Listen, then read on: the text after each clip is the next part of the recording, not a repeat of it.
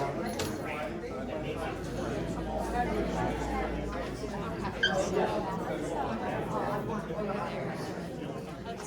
back.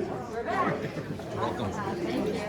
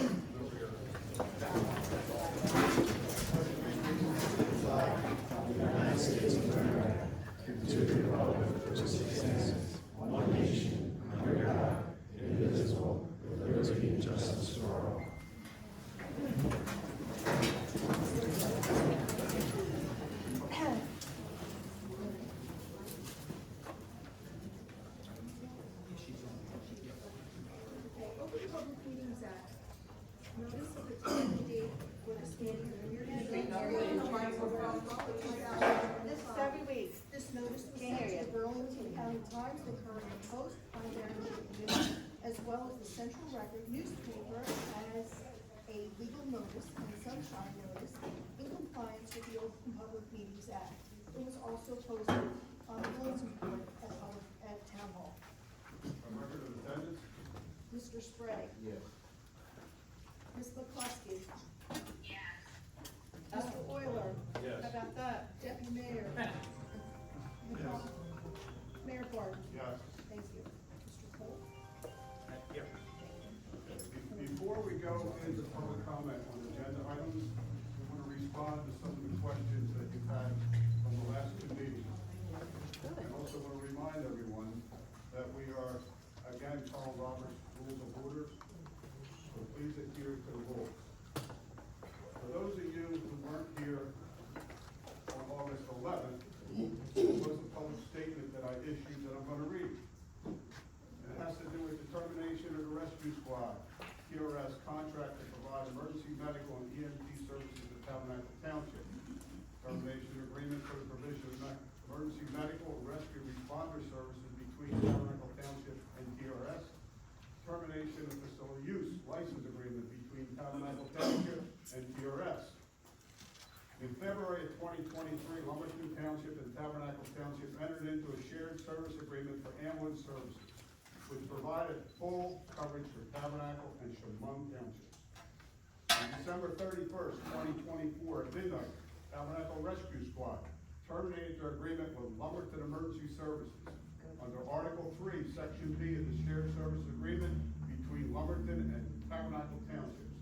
This automatically terminated the shared service agreement. No explanation was communicated to Tabernacle Township as to why this agreement was terminated, or what the plan was to provide coverage. When TRS terminated their agreement with Lumberton Emergency Services, they had no agreement in place with another emergency provider to cover Tabernacle Township. Since New Year's morning, all EMS calls not covered by TRS have been covered by mutual aid. TRS and Hampton Lakes Emergency Squad made a public presentation to the Tabernacle Committee to create a Pinelands Regional EMS to provide service to Chemung, Southampton, and Tabernacle Townships. The regional plan never materialized. In January 2025, the Tabernacle Mayor appointed Committeewoman Grace McCluskey and Committeeman Dave Euler and Tabernacle resident Kathy Crane to a Public Safety Committee. The subcommittee interviewed and met with TRS. They asked TRS for a plan to provide 100% coverage of Tabernacle Township as per the contract for emergency medical and EMT services to Tabernacle Township. The committee reported they were informed that TRS informed them they were recruiting new members to provide the coverage. Last month, remember this was dated August 12th. Last month, which would have been July, the Public Safety Subcommittee submitted a report to the Tabernacle Township Committee recommending the committee enter into a shared service agreement for EMT and emergency services to make up the difference.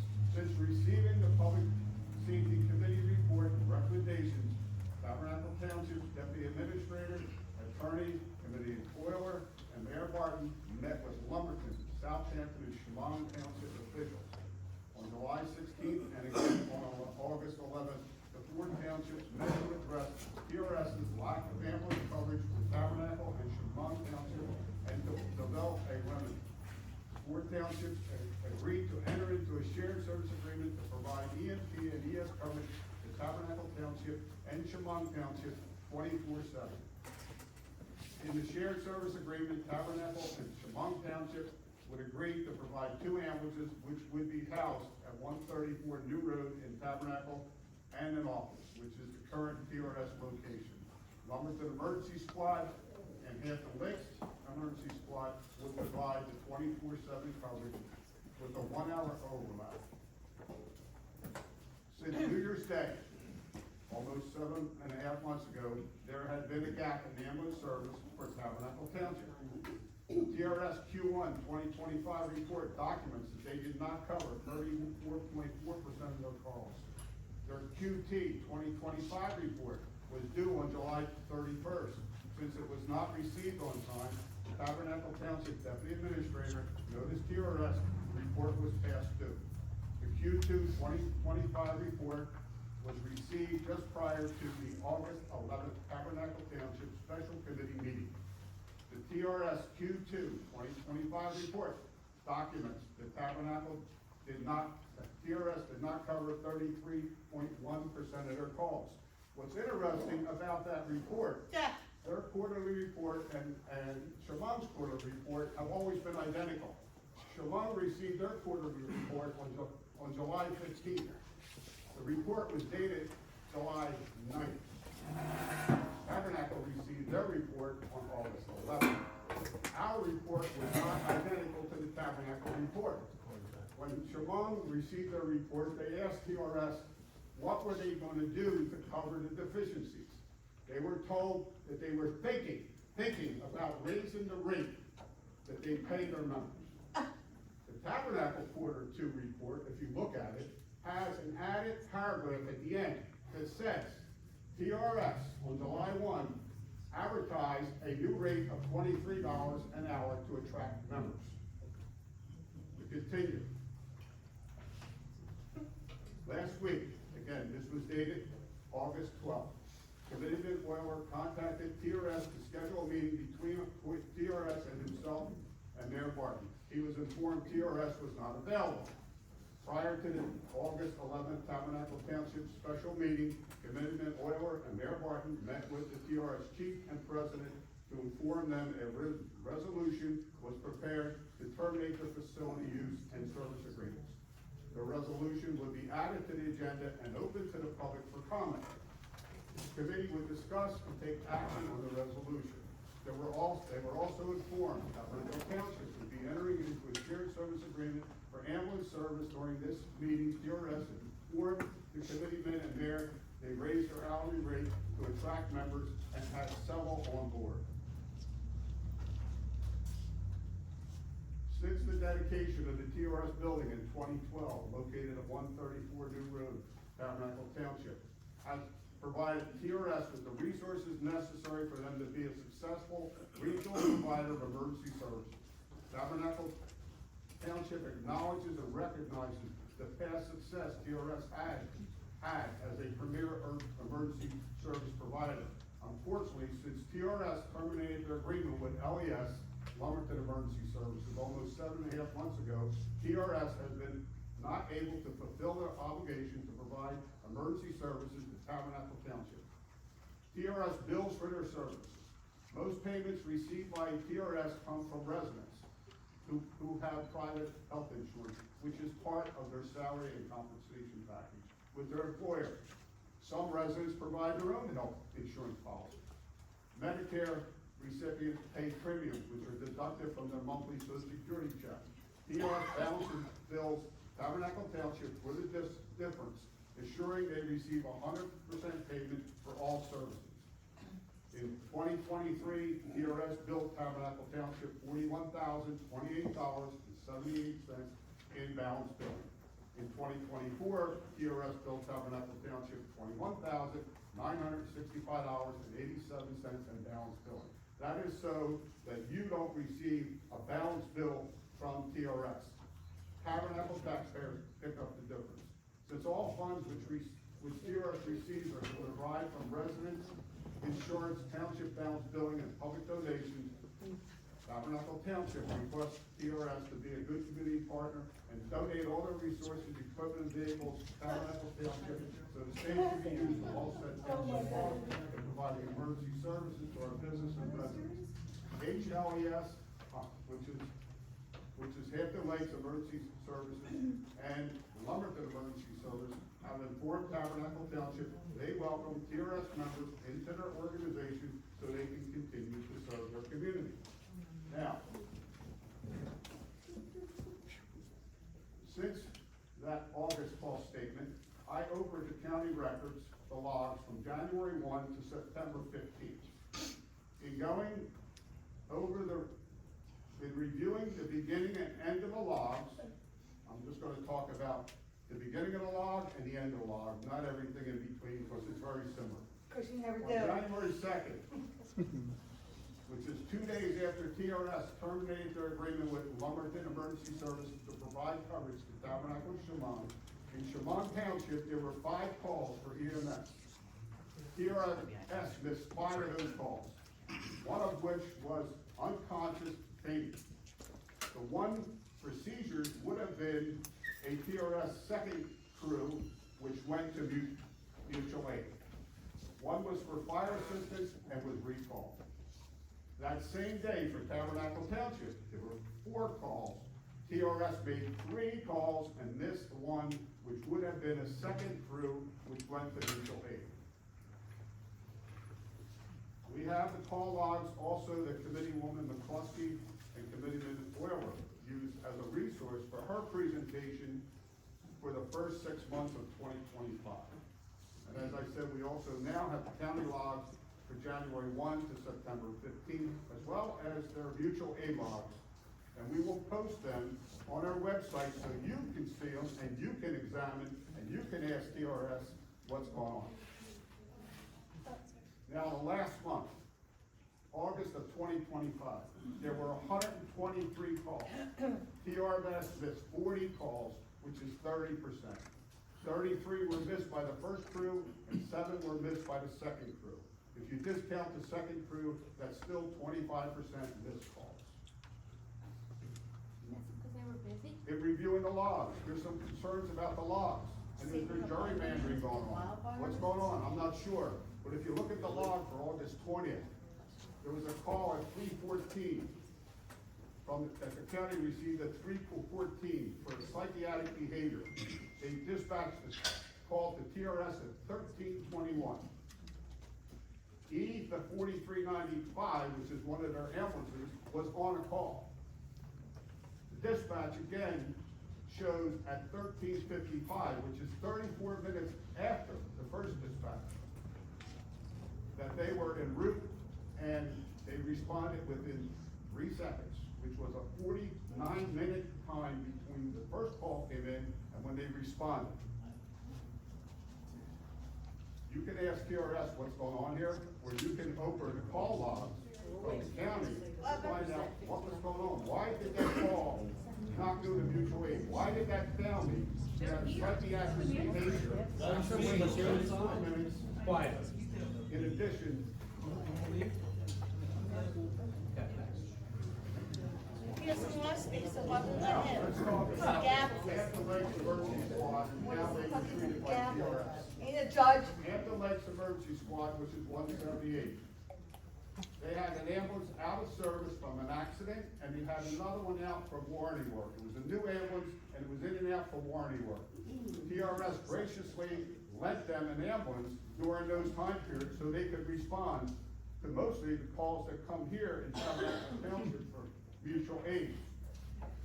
However, on August 11th, after the Township Committee meeting, TRS went to the Hampton Lakes Emergency Services Building, and they took the ambulance back. Hindering Hampton Lakes' ability to provide mutual aid to Tabernacle Township. Are they really concerned about your health, safety, and welfare? Yes. On that day, prior to our meeting, HLES provided 2 mutual calls to Tabernacle Township the day they took the ambulance back. So, from January 1 to September 15th, of the total of 339 mutual aid calls that were responded to in Tabernacle and Chemung Townships, Hampton Lakes covered 239 of those mutual calls, which is 70%.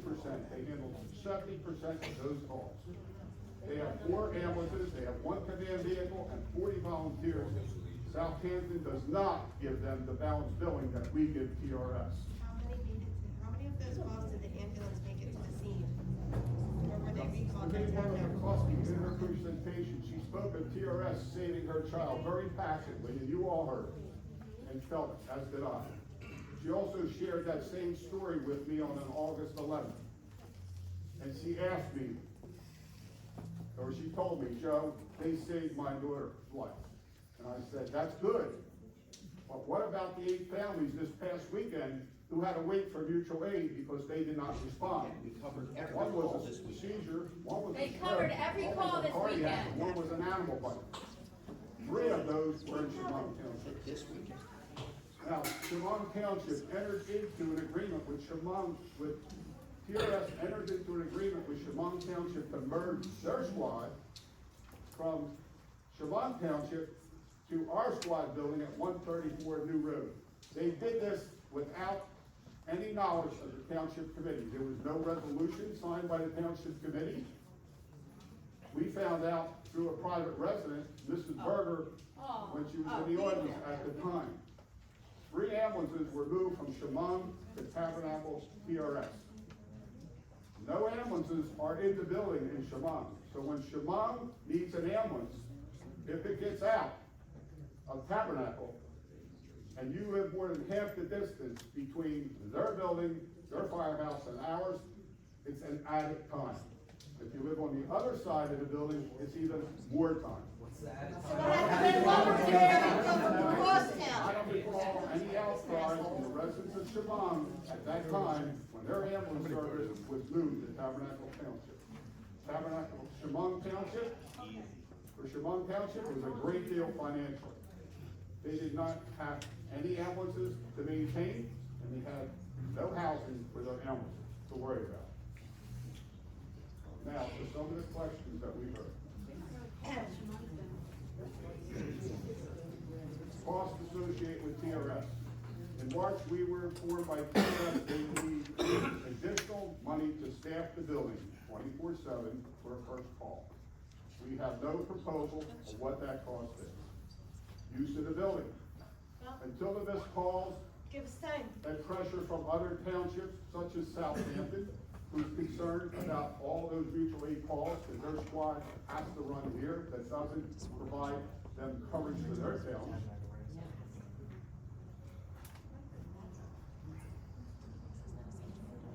This committee, at that time, prior to them breaking agreement, we had no interest in their building. Before anything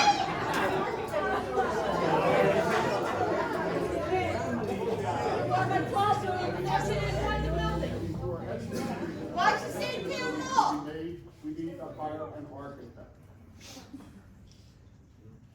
Cost of rehab I town call hall. bullshit.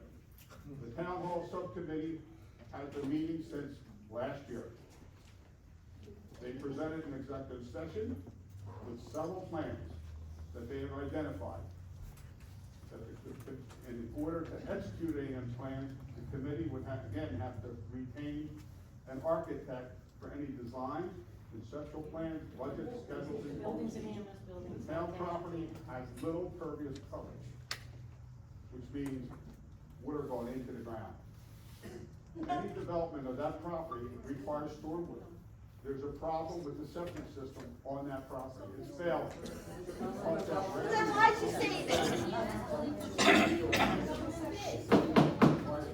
Oh, with your gavel. You'll have your opportunity to talk under public section, please follow the Robert Rules of Order, and let us conduct our meeting.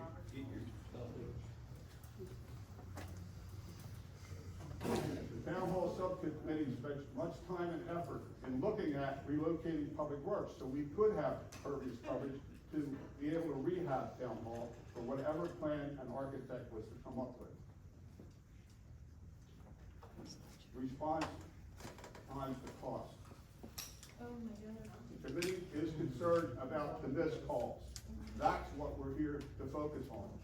It's great that they got to your call, but what if you're one of the ones they don't get to that goes to mutual aid? We're trying to correct that. Well, maybe While the we're rest. working to close this gap, we have looked at shared service. No agreements have been finalized, but we are looking. And we welcome any other proposal. It's been 50 Staff days. concerns. According to TRS, their members have been paid through stipends and per diems.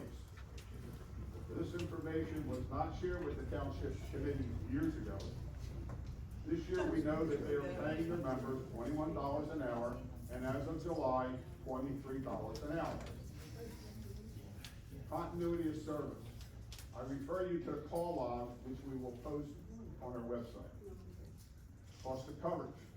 In March, we received an email asking for more funding to correct the missing calls since terminating the LES contract. And by the way, LES was not in favor of terminating that contract. They would have provided coverage until LES was broke. TRS had a plan in place to replace them. Last year, LES covered 6 a.m. to 6 p.m.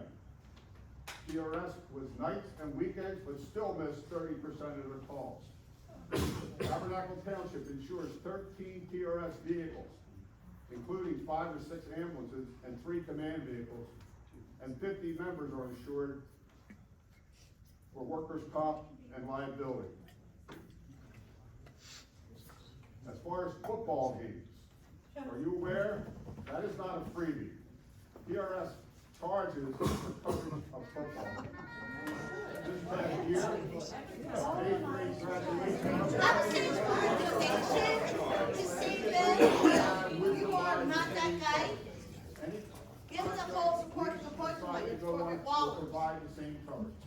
This year, for the 8th grade graduation, I received a call from the superintendent, and he said, Joe, TRS wants to charge me to have an ambulance stand by while the families are here watching their children graduate from 8th grade. I talked to the chief about it, and he said, we're in business, we charge. That's not what I said. Oh my God. It's not true. Well, we went to the, you said, oh, something. Because you're not allowed to talk about it. You said, oh, keep it a secret. Bring the squad. We are the last volunteer. I'm just. TRS is not a fully volunteer organization. As I stated, they do pay their members. As far as TRS's number for 40-hour, or whoever brought up the 40-hour cost to fund, I guess they were thinking about $100,000, okay? All houses are assessed differently. This committee in 2026 is probably gonna have a major capital campaign to resolve the issues with town hall, so cost is a big concern of ours. Okay, with that, does anyone else on the committee have anything they would like to add? All the pussies. They're all your buttons. Okay, we're gonna open it up to the public. Please come forward, state your name and address, and 3 minutes.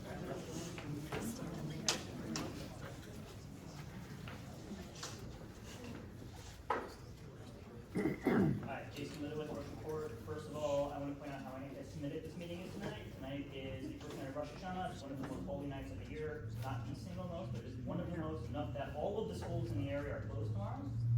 So clearly you guys don't care about your Jewish constantly, because, you know, it's not like this would suddenly came up out of nowhere. Maybe in January you guys come up with a calendar for your schedule. Next, I'd like to repeat my request from last week, and it came up clearly in your useless diatribe there with all sorts of fake facts there. Hold the session with TRS, assuming they're amenable, in public session. Mr. Barton, we know you clearly want them out. That's clear. Very Ms. clear. McCluskey, you gave that presentation 2 weeks ago that, as I previously said, is light on detail. The rest of you haven't heard one public word, not one, other than yes in your vote. That's it. That's it. Pop it. And some say Public yeah. grade, you're running for re-election. You want these people to vote for you. Nope. Let me talk, I only got 3 minutes here. You want people to vote for you, guess what? I don't think anybody in this room is going to, and I've spoken to a lot of people in town, they are not happy with you. Speak up. If you want the TRS to stick around, speak your mind. Offer, when Mr. Barton asked to go into executive session, talk about it. Maybe they say no. But take a stand, say something. Mr. Euler, Mr. McNaughton, I know you're not running, you don't really have vested interest, but so be it. Finally, well, maybe not finally, because I'll speak up. Executive session on the agenda, it says exclusively to talk about the Tabernacle Rescue Squad and the Shared Services Agreement. If you're planning on talking about anything else, such as the architect stuff, you better make sure that's on the resolution that you vote for, because otherwise it's illegal. Finally, you know, the numbers you talked about, 41,000 2 years ago, 20-something thousand a year ago. Where the hell are you gonna find 24/7 coverage for a year for that much money? You're not going to. So, rumor has it, Mr. Barton, that you're traveling, that you're moving to Florida next year. You're gonna leave us with this monstrous tax, and you're not even gonna do it. Thank you.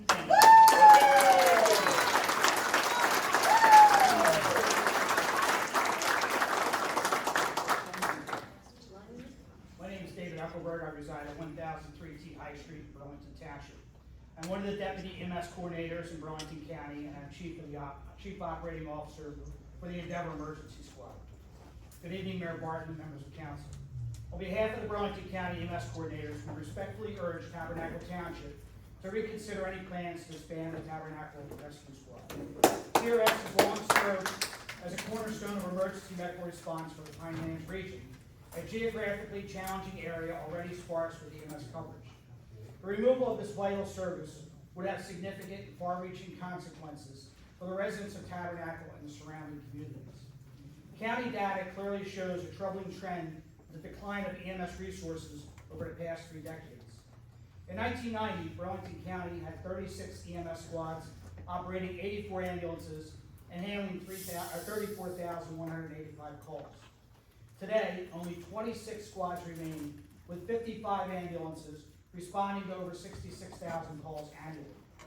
During the same period, our county's population has grown from 395,000 to 475,000 residents. This means while the population growth is approximately 20%, EMS call volume has increased by nearly 94%. Yet the number of squads and ambulances has dropped by 28 and 35% respectively. In this environment, every remaining EMS unit is critical.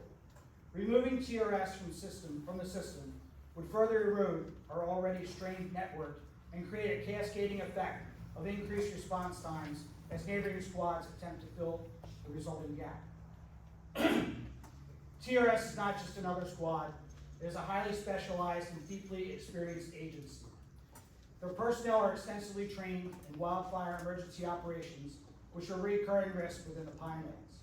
This expertise is essential to safeguarding both the residents and the unique natural environment of the area. TRS also provides, if I may continue, TRS provides an exceptionally broad range of operational capabilities that are vital to the entire county. These resources include 5 ambulances, off-road Bronco, a Gator, vehicle extrication unit, Burlington County USAR, confined space rescue, trench rescue, structural collapse rescue, high and low angle rescue rope, Marine response unit, equine rescue capability, county rescue task force, and county land search and rescue. Eliminating TRS would not only affect Tabernacle residents, but also place additional burdens on surrounding towns that are already experiencing heavy call volumes and diminished resources. The loss of the squad will inevitably lead to longer response times, jeopardizing the outcome during critical emergencies when every second is count. For these reasons, we strongly urge the Township to maintain Tabernacle Rescue Squad as an essential part of Burlington County Emergency Medical Services Network. TRS represents both a vital lifeline for local residents and a critical component of the regional EMS safety net. We appreciate your consideration in this important matter and welcome the opportunity to discuss potential alternatives to disbandment. Thank you for your commitment to public safety and well-being of the people of Tabernacle. I also represent Chief EMS Coordinator Bruce Herbst, also Deputy Coordinators Rob Dovey, George Sent, and Danny Newman.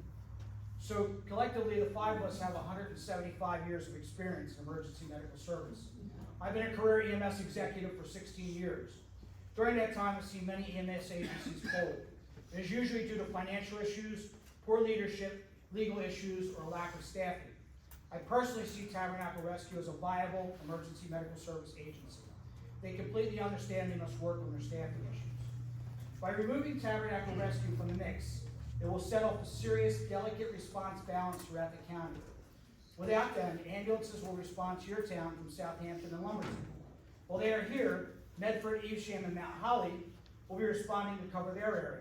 In turn, Morristown, Mount Laurel, and West Hampton will respond to their area, thus causing my squad in Burlington to respond to Route 38 corridor.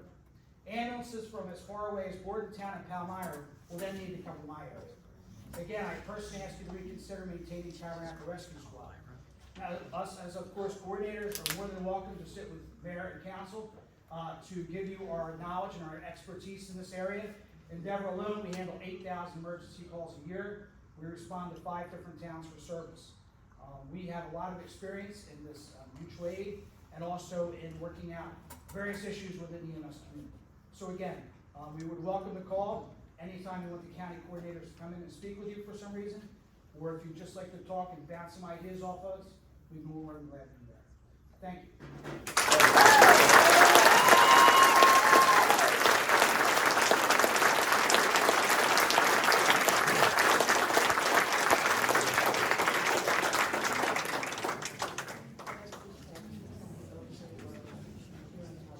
So, you're given all the numbers about what they've missed. Nowhere in the mix have any of you acknowledged, other than one statement on one day, how many calls they were already on. So if you want us to have the full picture, you need to give the full picture.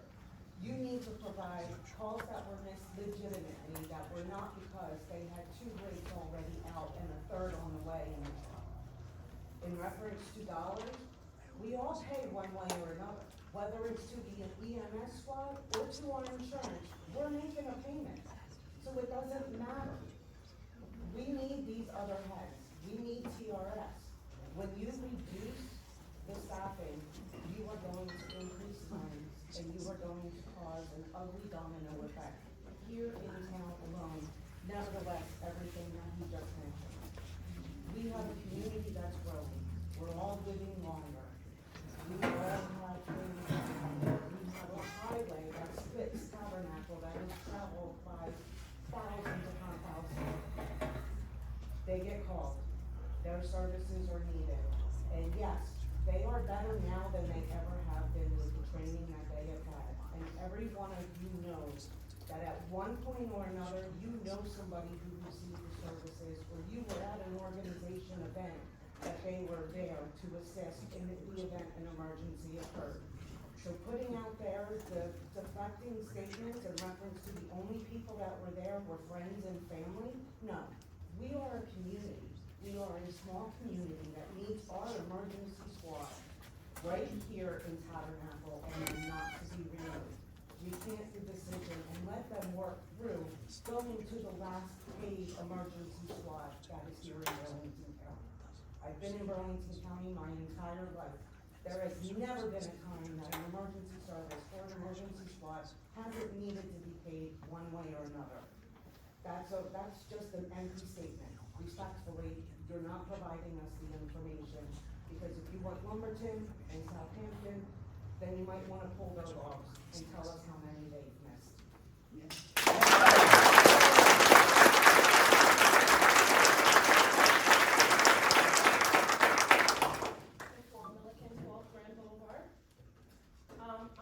I know that we had a presentation that provided us with information from 2022 on.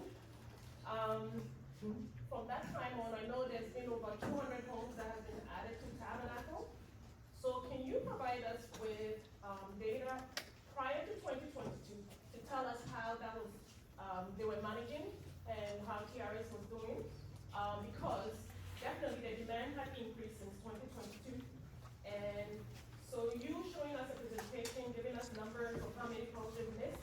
I don't know if they had a chance to adjust with the number of people that work for them voluntarily. I'm not sure. So can you give us the data of how they were doing prior to 2022 when all these homes were added? So we can make a fair analysis as to whether this decision that you're making is fair to the community or not. Because I don't think you're giving us the full, picture of what is really going on.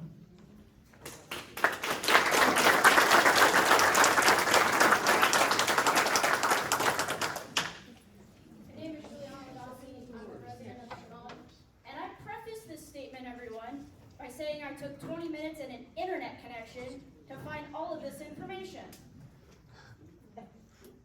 You can find Hampton Lakes yearbook and their records for the last 2 years. You can find Lumberton. Guess what? Hampton Lakes, their tax filings are public, so are Lumberton. Hampton Lakes had a $641,000 tax filing last year.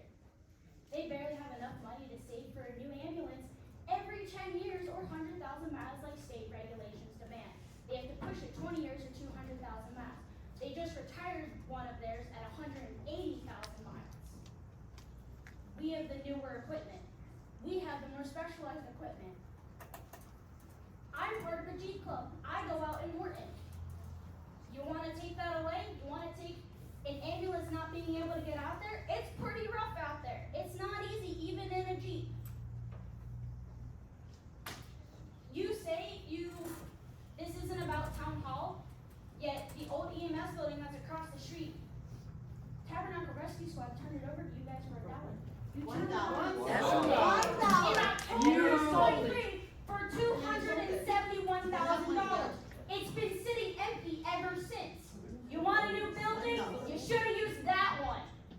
Yeah, how big is that tower? I can find 3 conflicting engineer reports, one of them ordered by a judge about your town hall. You're not Medford. You're not Evesham. You don't have over 15,000 residents. You have 8,000 at max, maybe 10,000. If you want to add Shimon, which is 13,000 according to Hampton Lakes.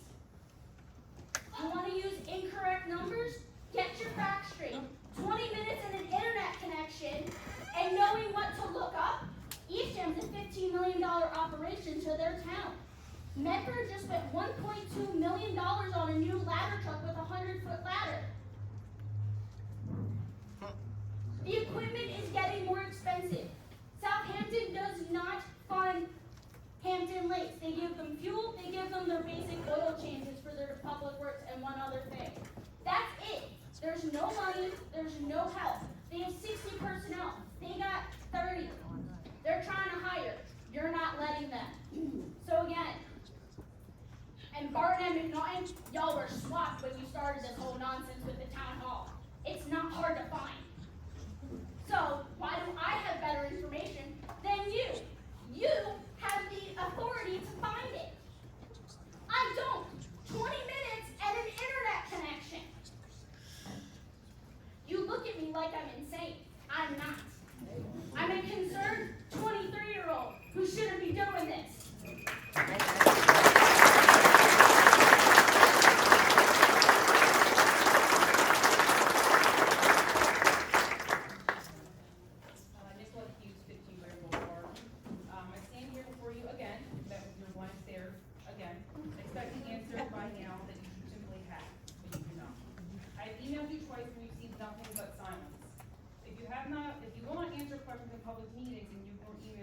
exactly are you guys doing? How are you truly serving the people you are elected to represent? These straightforward questions, answers you should have if you have done your homework and genuinely cared about the community.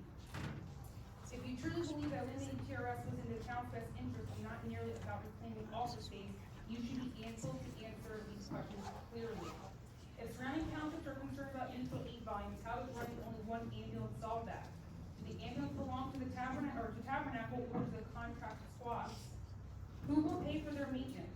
How long are new contractors intended to last? Will these contractors do performance requirements? Will the new squad contribute to the maintenance and upkeep of the building like the current standards that TRS is kept to? Have other squads provided statistics, and if so, why were they not presented to offer a fair benchmark? Why only have you submitted an OPRA request for TRS and no one else? It's clear you're trying to diminish them and instead of trying to find a solution. If you met with TRS in February and were truly dissatisfied with their performance, why were concerns not raised until August? Why after 6 months do you still not have a plan? Or do you? You're just not sharing it. The only logical conclusions are either a hidden agenda or simple incompetence. You formed an emergency service committee, yet all you have done is show a weak PowerPoint presentation. The lack of action and transparency is unacceptable. And to the residents, perhaps it's time for this town to reorganize our own committee, and we do a recall committee of our own. The message is clear. How dare you, especially you, try there and read that and try to guilt them into donating their equipment with the lack of respect that you guys have shown them. You read that whole thing and you act like they aren't even in the room. Show them some respect.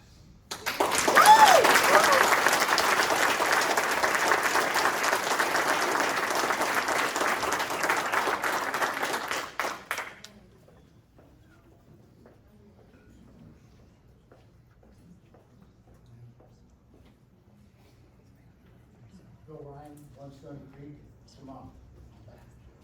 I find it amazing that you spun your little tail there, Mr. Mayor, and you forgot some of the other components.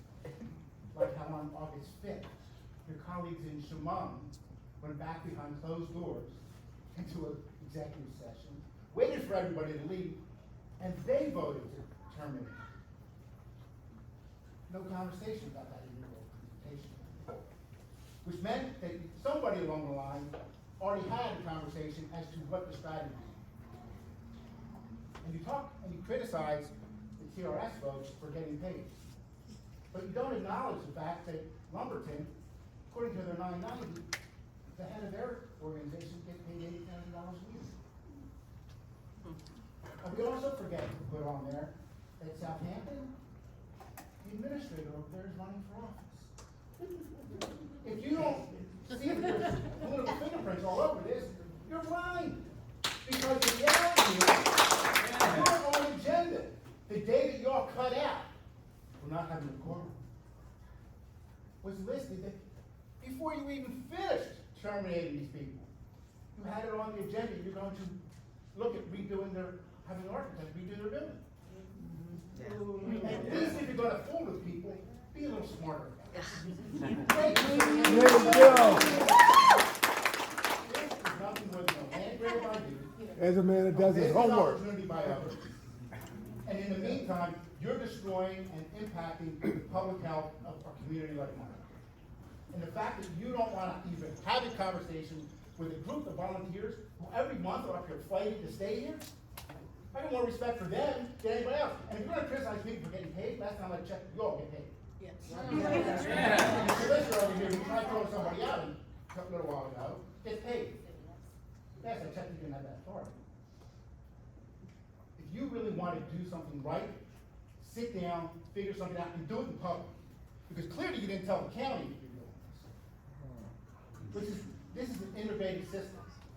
Simply putting it out there because you have some sort of bug somewhere, and it's impacting your neighboring towns.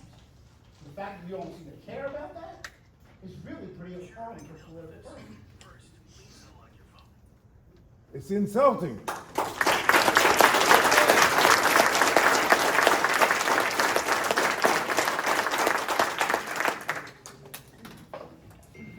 evening, committee members. Mike Carter, South Park Road. I do want to start by saying it is a little disheartening. I walked in a little late, but it does seem like that you guys have not really moved from your position, even after the last 2 meetings. This really seems to be like a staffing issue, and the communication breakdown between the committee and our TRS squad is, again, it's disheartening. You know, I asked last time for you guys to sit down and discuss some options with these guys and come back with some stats to kind of just reaffirm your position.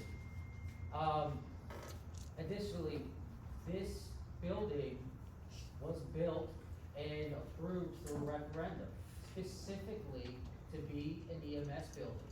Back when Kim Brown was mayor, she was talking about how amazing it was to finally have an EMS squad in the center of town, and how important it was to have specialized equipment to service our community. You know, it's just disheartening to see that you have not moved on your position even after the outpouring from the public. That this is clearly not what we want. This is just plain not what we want. TRS has served this community so well over the last 70 years. Every time I see Chief Jackson, he is in a uniform. I don't think he owns regular clothes.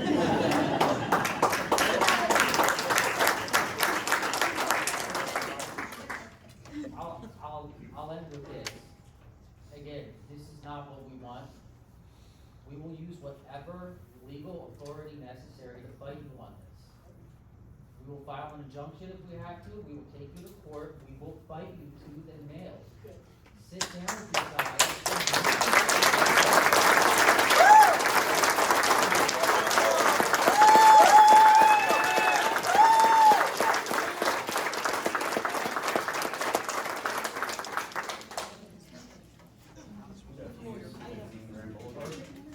I want to talk a little bit about the financials that you said. There were 2 things that were concerning on how you presented them. The first is that TRS has always been a paid organization where the volunteers get paid, and it's clear as day on their 990. That is in fact true. It is under the member reimbursement line on their 990. And do you happen to know how much money is on that member reimbursement line year over year? At most, $70,000. So, what does that mean for how they were paid for their calls? That means for every call they took, those volunteers got paid $1. Yeah. We look and we see, okay, for this type of call, you get 50 cents for that call. For this type of call, you get $1. So don't sit here and try to act like this is a paid position and now suddenly they're not transitioning from a brand new model, which they are. $1 is not a paid salary. Very nice. The second thing I want to address is you cited that you've been supporting them through the, I forget the technical terms of it, but it's the appropriations, it's the amount, it's the gap between what their insurance is willing to pay and what they have to pay. So my question to you is, does that go away with the new contract, or are you still paying for that? Because if you're trying to compare apples to apples, it's not fair to say, well, we do this already without answering the question, are you gonna continue to do this with the other services community? Because at the end of the day, like the other woman said, we are still paying. So again, the finances just aren't making sense. And you haven't cited finances until today. And I appreciate that you're acknowledging that the building and this are all financial concerns that we have to deal with for the next 5 years. But again, if this was really about financials, wouldn't you have been prepared with all this information back in August when you made this decision? Wouldn't you have had contracts set? Wouldn't you have had a full plan with comparative statistics, comparative financials to say, this is what happened before, this is what happened now? All we have is, we don't like Tabernacle Rescue Squad and we want them all. Yeah. Thank you.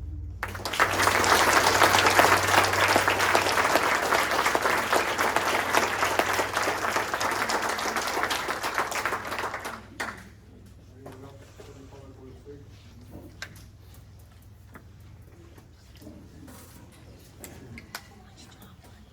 For the past 2 meetings, I've asked this township to sit down and work this out. Now the county is asking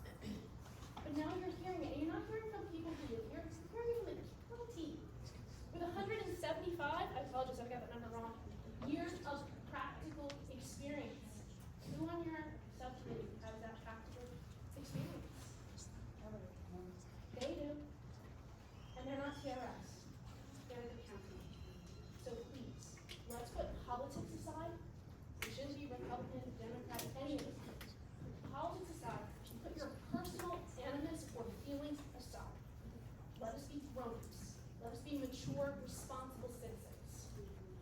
Sit down with the county, sit down with TRX, do it in public. What you really need to have extra for in public, and let's talk about this, let's solve this. Let's keep the trucks on the road, because you don't own any trucks. And I'll be honest with you, Mayor Barton, if I was them, if you asked me to hand over the truck, honestly, I'd tell you to go pounce it.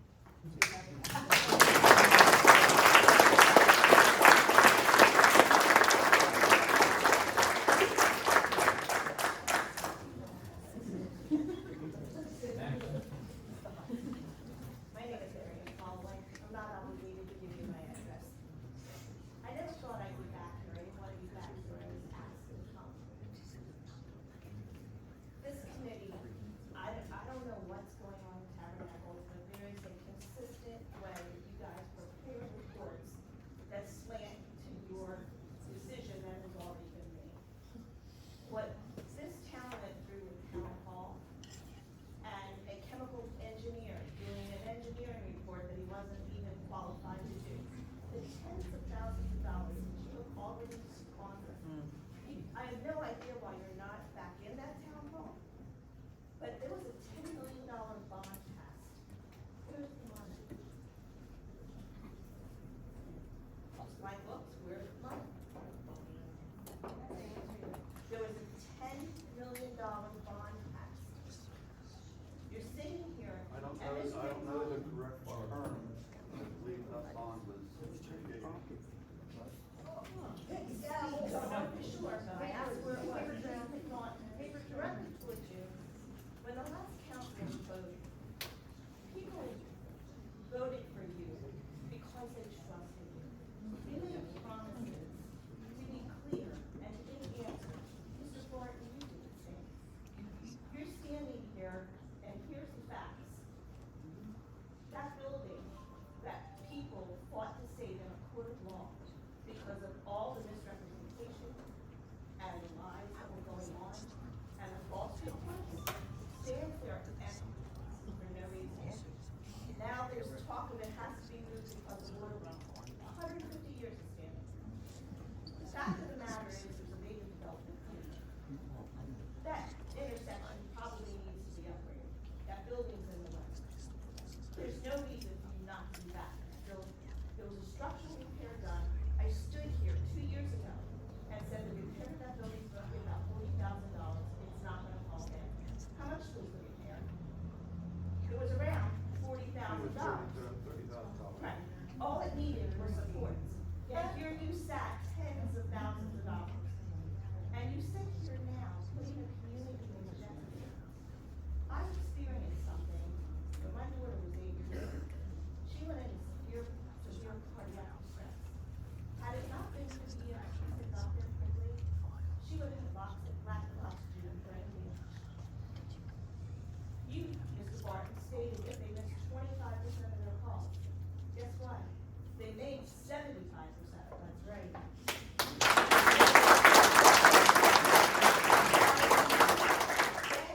Township is being slanted for a vote that's already decided. Just be men enough to admit it. That's the most vital thing you have.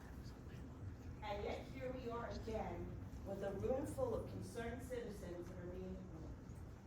Do they have to go to court again? You have to be sued again to do the right thing.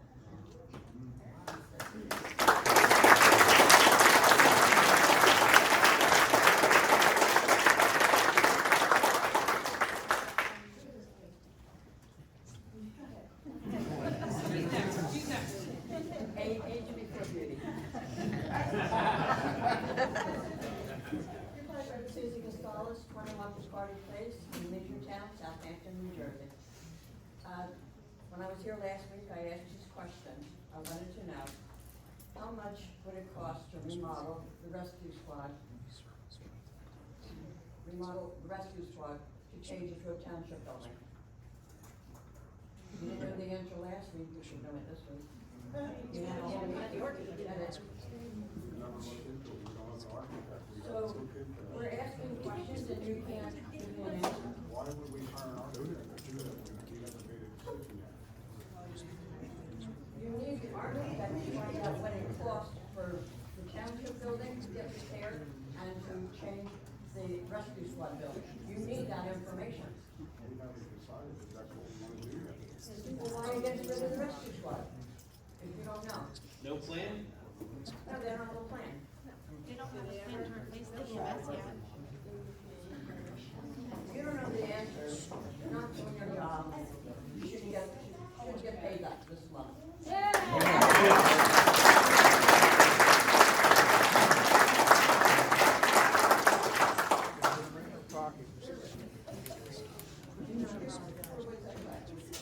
Alan was about muffins.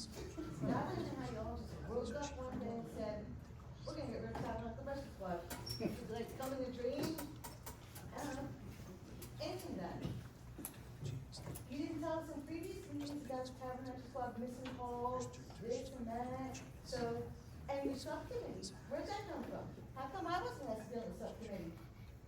You just plucked somebody out of the neighborhood? I'm sure they were certified. And the other thing I would say is, I think this is a vendetta against Township.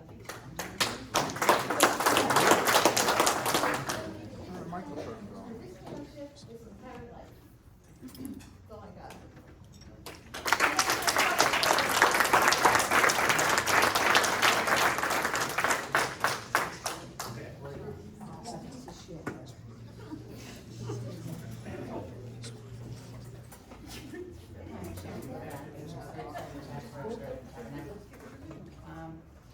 With all due respect, We can't hear you. I'm sorry, with all due respect, Mr. Barton, you walked in here very, very angry tonight. Yep. And for all intents and purposes, it appears that you're angry because we have vendetta. And I don't think that's the way one of our public officials should present themselves in township. With all due respect.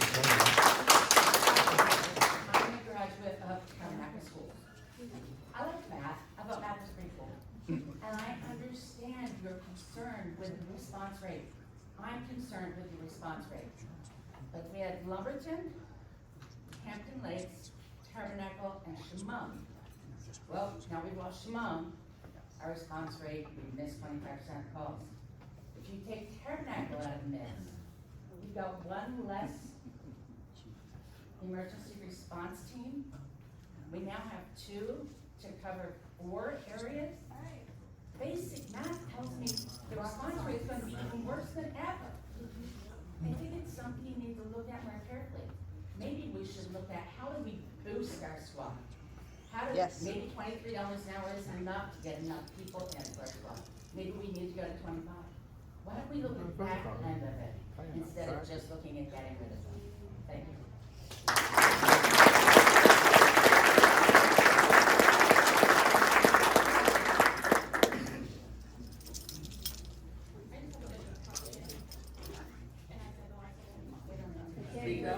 Sorry, we should have been down. My name is Samantha Dawson. Thank you.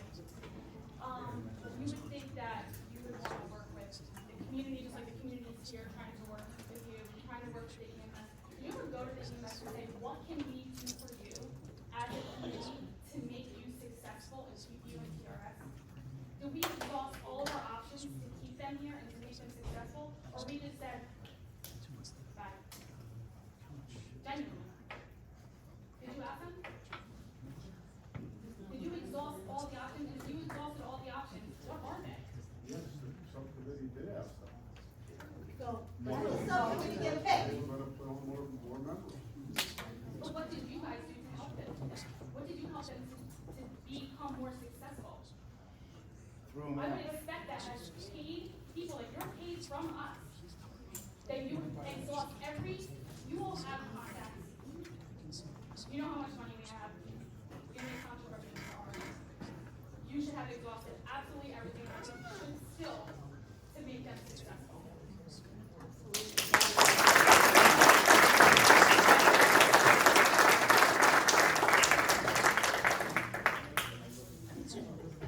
Caramel, 45 Lee Drive, Tabernacle. You all were voted in by us, not all of us, some of us. We fought to save Town Hall. We fought the $1 million were pushing, not proposing, pushing a couple of years ago, we fought to have our voices heard here.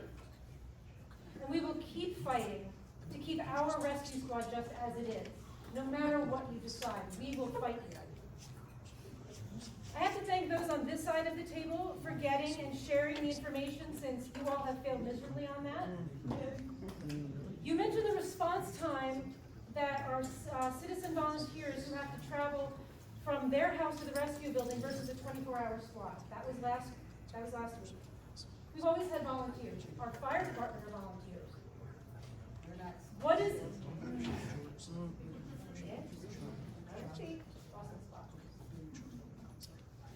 If another town has to cover us in an emergency because you dismantled our squad, how do you feel that is going to increase the time, the response time to a call?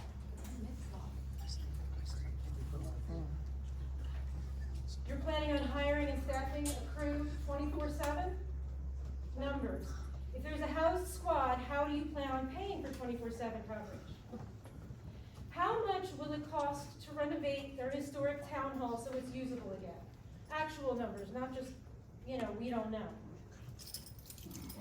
How much were you planning on spending on that township complex a few years ago, and how are you planning on funding that? If you had the plans to spend that much money, our tax money, how is it you can't find the money to renovate town hall and keep the squad just as it is, just as we want it?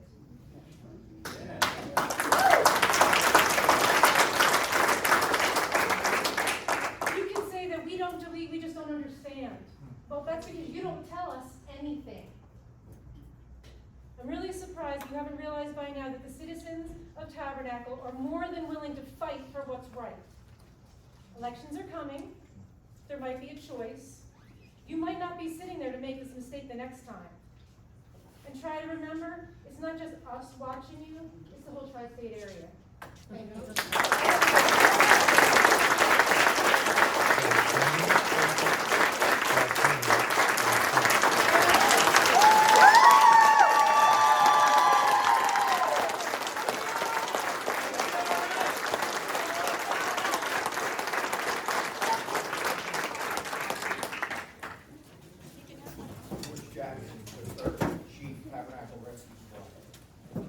Thank you, everybody. Come on, welcome. You're welcome, George. Thank you. Every week if you meet. There was a lot said in that opening speech, and I would need that to break it down into further, but there was one thing that popped out and really got me. You made the statement that we missed 10 calls over the weekend. So, I don't know where you're getting your numbers, but here's the breakdown of the calls for the weekend. So Sunday, there were 4, okay? Handled by 4396, 4396, 4396, 4396. They were in Shimon and 3 in Tabernacle. On Saturday, there were 8. 4396 and 4399. 4396, 4396, 4395. Notice the rate change because that was the second ring call that one of our crew picked up. 4399, 4396, 4396. George, if I may correct you, the date, the weekend I was speaking about was the weekend before August 11th. Take his time.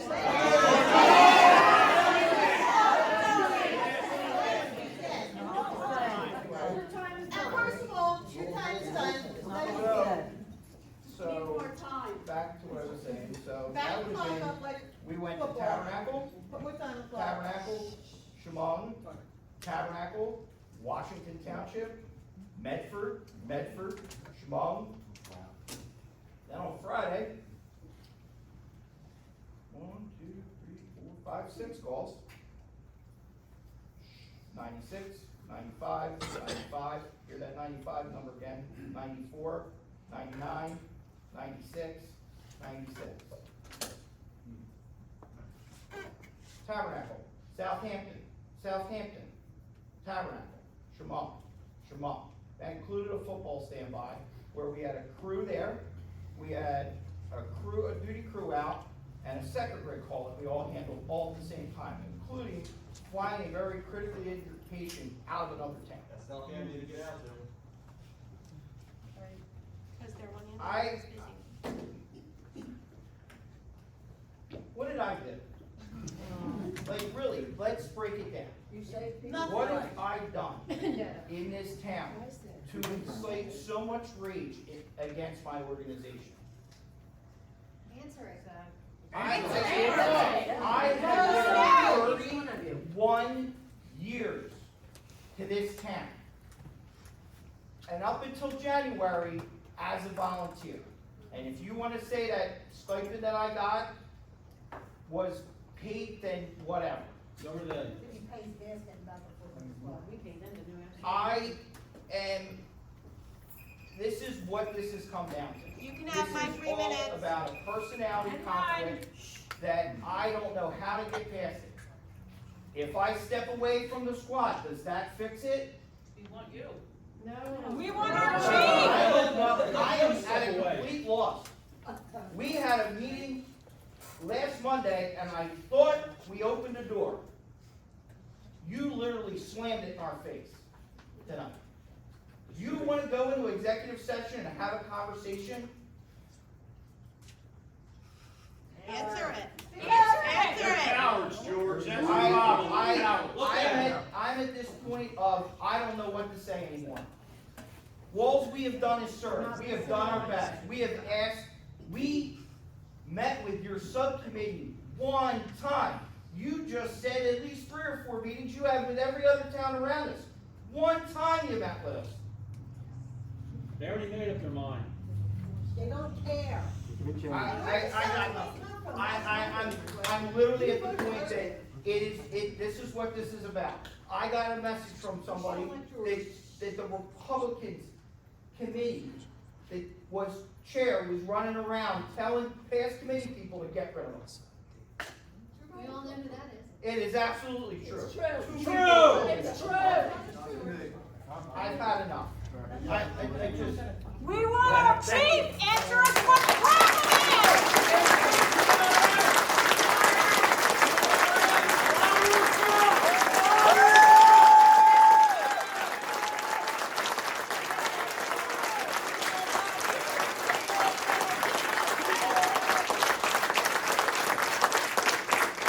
Don't let him win, George. Thank you. My name is Susan Gaskell. I'm at 23 Lakeview Drive. I am a teacher at Seneca High School. I have been in this community for 46 years, married to a man who grew up in this community for 19 years. We can go round and round again tonight and in 2 weeks or whenever you hold your next meeting. You have to come to a decision. Tonight. The best thing, hang on, the best thing is you get either a mediator in there or you come to you have to sit down and talk things out. As a teacher, I have to meet with my supervisors. If they don't like what I do, I get a certain amount of time to make a correction to it. And then the state says, well, now you have to have more observations. There has to be a way for you to come in here. Get the politics out, get the personality out.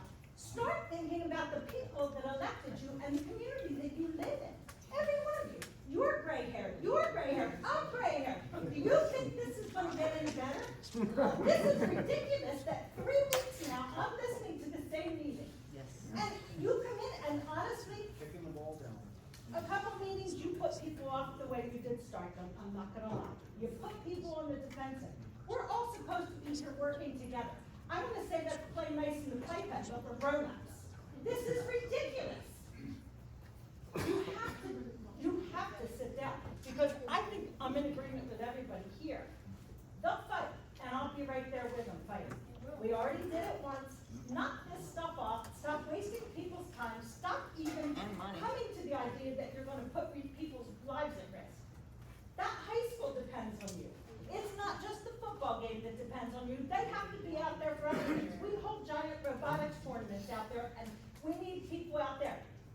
Our administrators don't even know what's gonna happen. You can't keep everybody held up because you don't wanna make a decision, or because you have the decision, but you're looking to see if there's something more. And as far as the Shimon thing, when you talked about they moved things, from what I've been told, Shimon's not allowed in their building because they owe the state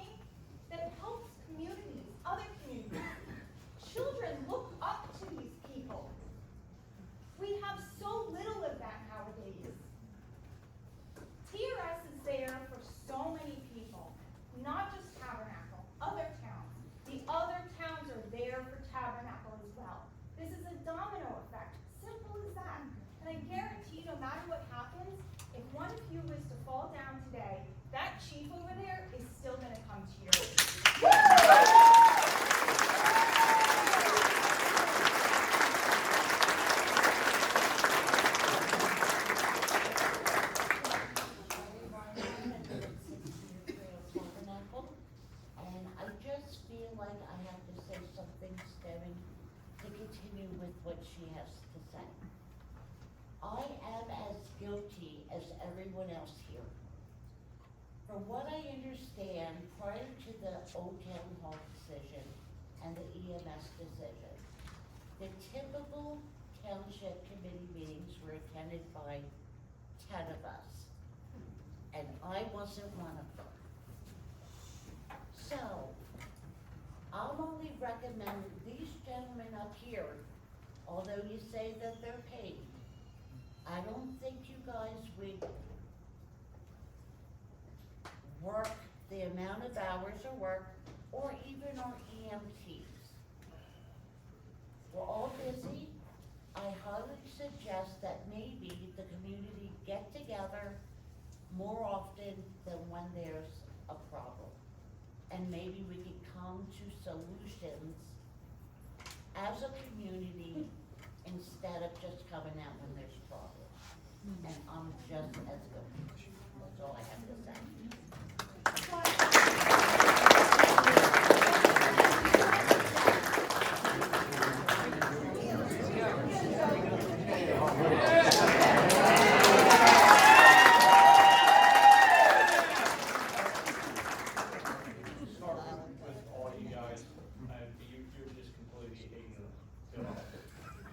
And our situation. Alex, you want to speak to us? Excuse me? Brian Serafini. You know, I think with what's going on, you know, it's ridiculous. What are we gonna do, Joe, when that TRS does not donate any rigs to you? What are you gonna do? Have you looked at the cost of these rigs right now? Have we talked about it? You think that after all this, that they're gonna just give you these rigs that they own? Seriously? You have nothing to say, Joe. So, and it's our dollar. It's our dollar. You're gonna give them. We're not there yet, we haven't even made a comment. Well, we're moving forward. But just, this is the most conversations that we've gotten out of you. And you just acknowledged my name. You actually just acknowledged me. And that's what I'm asking. I'm asking you, have you looked into what the cost of these rigs are right now? Can you answer me? Yes, we have an idea. Tell me the cost. Wait, you just said you did it, go back. Tell me the cost. What's the high, Joe? What is the high? And so we're gonna get two rigs at $450. So we're looking at $900,000 to $1 million? And we can't give these people the time of the day? Really? I know PSE&G has an unlimited budget. And that's where you stand. And I'll go somewhere different. And I want an answer tonight in my other conversation. I want to know where this $277,000 for Monarch Woods is. Because that's just going to tell you that I can't get my road paved. Because there's no accountability. You were here a year ago, Joe, and you know that they've been asking you to come and look at Monarch Woods, and you keep pushing it off. Kathy Berger goes, it's not my problem, I wasn't here. You were here. And if you were in any position that $277,000, Joe, was left on the table, your ass would be fired. Correct? Yeah. Yeah. Correct? Would PSE&G keep you if you just lost them $277,000? Absolutely not. Absolutely not. That could have been money for my road, that could have been money for TRS, and you guys all sit and go, oh, it's not my problem. $277,000. And that's the money. And we'll talk about it in the next episode.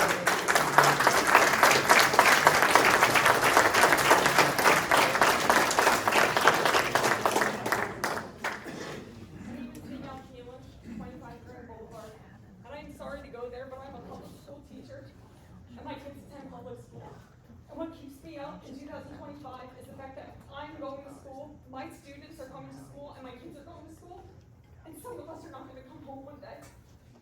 I serve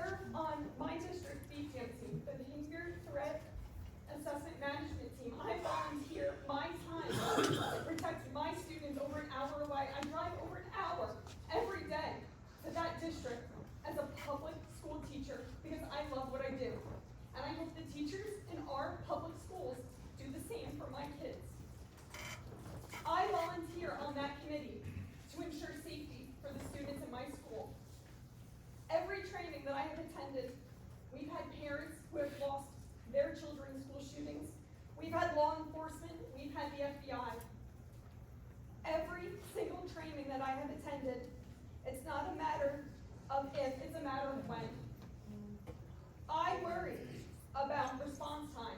I worry about response time at home, God forbid there's an emergency. But what keeps me up at night is worrying about the response time to schools. How can you justify a longer response time to keep my kids safe while I'm an hour away keeping other people's kids safe?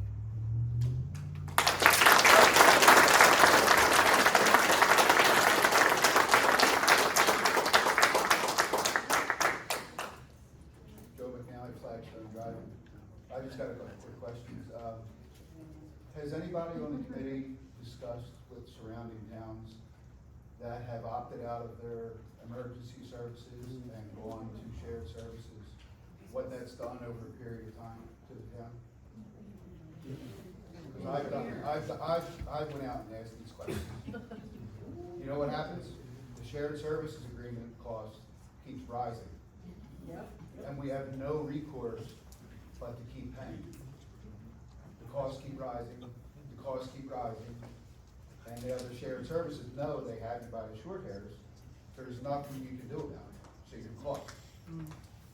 My other question is, what happens if the shared services, their missed call ratio starts going from 25% to 30% to 35%? We still have to pay them, and we have no recourse at that point. So my solution would be, let's work with these guys who have a 75% success rate. Let's say, what can we do to get that to 80, to get that to 85, to get that to 90? Is it funding? Let's find the funding. What can we do to help you, to help us? I haven't heard that yet. Be careful if you go to shared services, because that's not the answer. You have no recourse once you get to that point. That's all I have.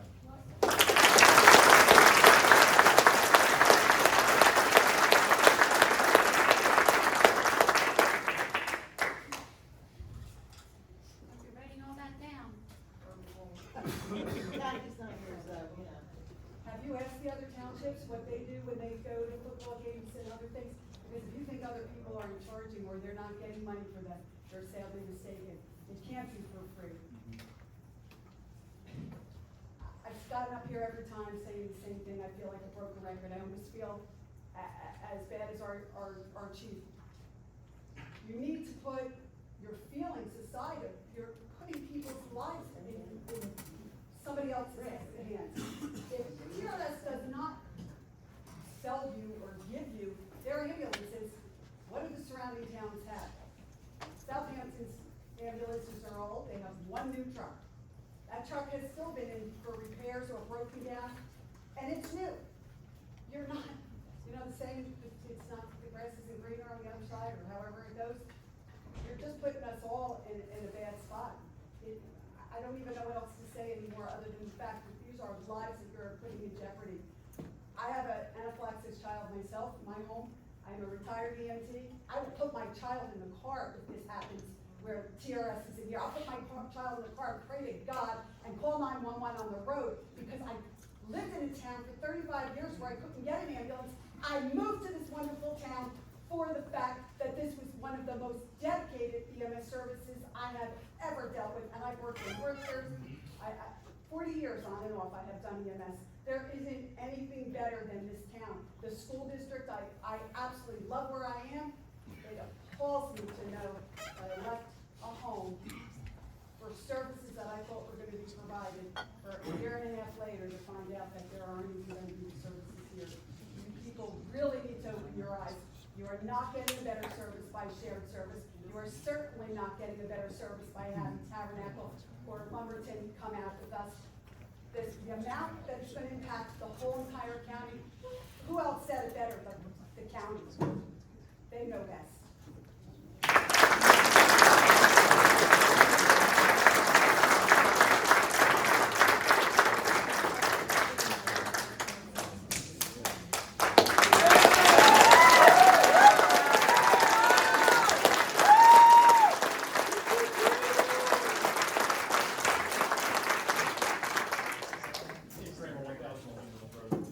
Assistant Chief of Tabernacle Rescue Squad. I don't really know what to say. I share the frustrations of my chief. I sat in that room last week, I thought we were over. I thought this was door over. I don't feel that way right now. I hope that if we're invited again tonight, the conversations in that room are slightly better than they are here. I hope that this was a grandstanding moment. I hope that it was to get the last of how we got here out, so that we can move forward. I too am a school teacher. I sit on the same sort of teams in a school in this town. I look at the rescue squad from my window.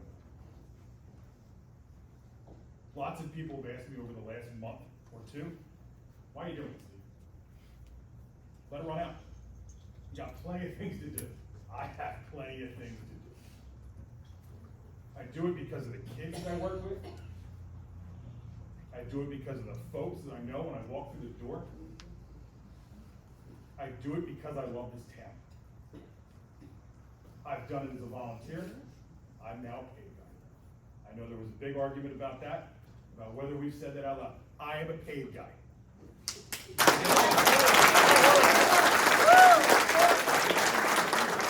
It has not changed. The only thing that has changed is the argument against me. I sat in that town hall 10 years ago and had the same conversation with you, except you said I ran too many calls. You got upset that you weren't getting paid for mutual aid. You came after the organization. Then I spent 2 or 3 years of my life, not me, all of these folks who are wearing these squad shirts, to fight to serve. Now we're getting beat up the other way. The chief comes up here and says, you got the numbers wrong. We ran every single call this weekend. And your answer back to him is, I'm not talking about this weekend. I'm talking about a few weekends ago. Well, then here we are. We've solved the problem that you identified, that you're telling these folks exists. You asked for a plan, you put a plan in place, the plan is working. Every single call this weekend, first rig, second rig rescue, answered by the people wearing the shirts. And we're getting beat up over numbers that are old and are not what's happening now. We put a plan in place. The plan took some time. If we'd had more than one conversation, we would have told you the same thing. In fact, we told you that in the one conversation that we had. It does not feel like this is a fair fight. This feels like you have an idea what you want. It feels like you've had an idea what you want for a while, and that idea isn't made. I don't know how I feel about it. I'm tired of fighting. But I'm going to continue to fight because of the kids I teach, because of the good I know these people do, and because of what I see on the street every day, which is not what you're telling these people is happening.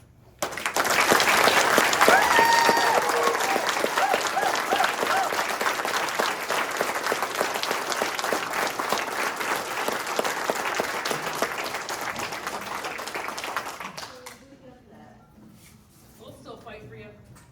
City John Capello, 223 O'Shea Road. He's tired of fighting. We are not. Nope. We will continue to fight. If we have to go to court, we will go to court.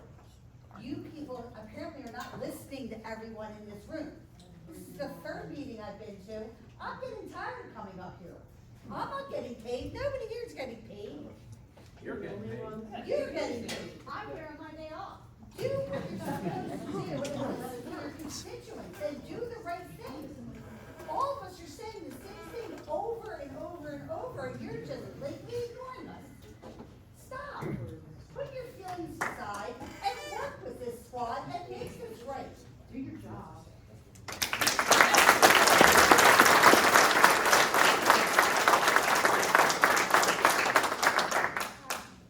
My name's Gwen Allen, 844 Powell Road. This is ridiculous. You should start respecting your volunteers, your EMS. They are the ones that are taking care of us. This is ridiculous. We fought to have you guys in office. I thought you guys were the real thing. I'm a military spouse, moved from California, lived in mountains of California. My parents do not have EMS fire in their town. It's gone.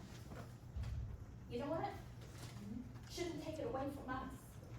I moved here, we retired here, and gonna live here for a long time. We all love this place. You know, maybe you should start listening to us and get on the ballot and let us make the decision, not you make the decision. Let us make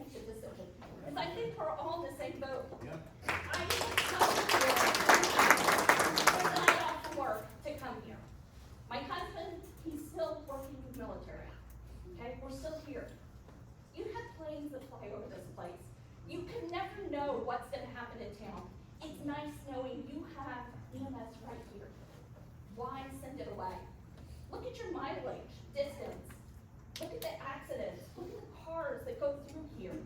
How fast, you've got trucks. Start listening to the people here. We care about here. I moved here, Tabernacle. And I think you all should start listening to the people here. And especially, I start appreciating EMS.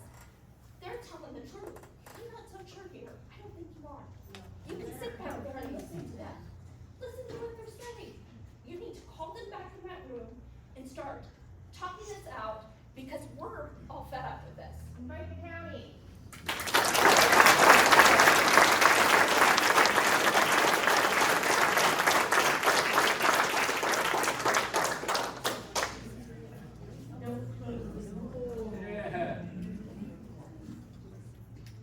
Ray McCarty, 368 Tucker Road, Tabernacle. As I said before, my heart is in the squad.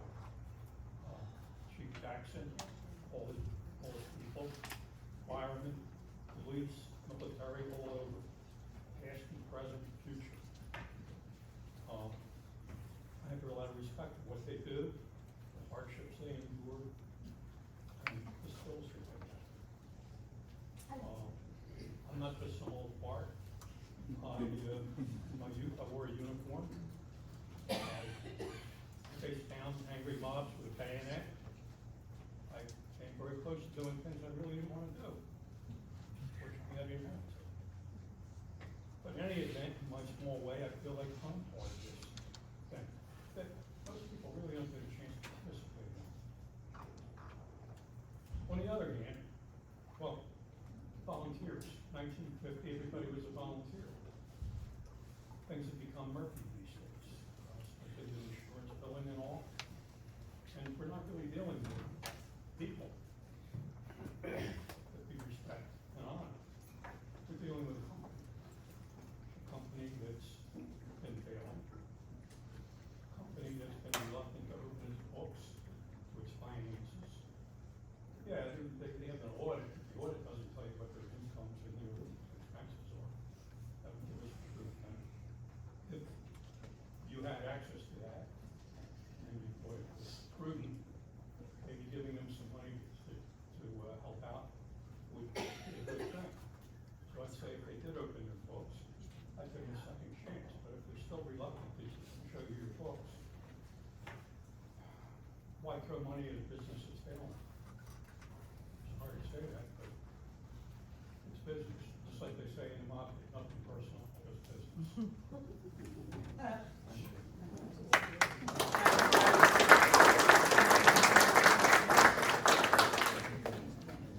Anyone else in the public like to speak?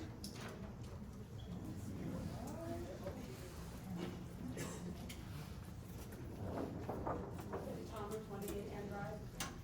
And just really want to let you all know, and all of our fabulous residents, what exactly you're getting yourself into. Because I've been going to all the town meetings, Mom, Lumberton, all of them. Were you aware, before you even decide to do anything, just make sure, because LES went to the town and told them that they needed to make more money or risk closing. So if you're going to sit up here, I'm sorry, sir, are we boring you? You always look like you're falling asleep. If you want to stand up here and talk about the money that it will cost for TRS, think about how much it's going to cost. Everybody seems to not remember when George stood up here and said they terminated because Lumberton stated they were working at a loss. And we provided them everything. All they did was just provide the personnel. So they were working at a loss then, and they went to the town, and the town told them they were not giving them any more money to figure it out. So they came up with this agreement and then approached all of you. This happened, and then magically Shimon said, when I was at their town meeting, you let them know that you were terminating TRS. So they had no choice but to turn around and vote the same, to get rid of TRS. So somebody's lying. Somebody in Southampton has a cohort in Lumberton EMS. So this has been in the works for quite a while, and I think it just benefited this town so that you could take back that squad building, which would be awful. Just figure something else out.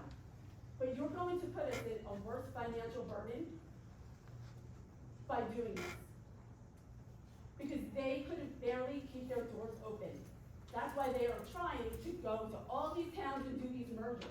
Because Lumberton EMS needs the money. Fact check.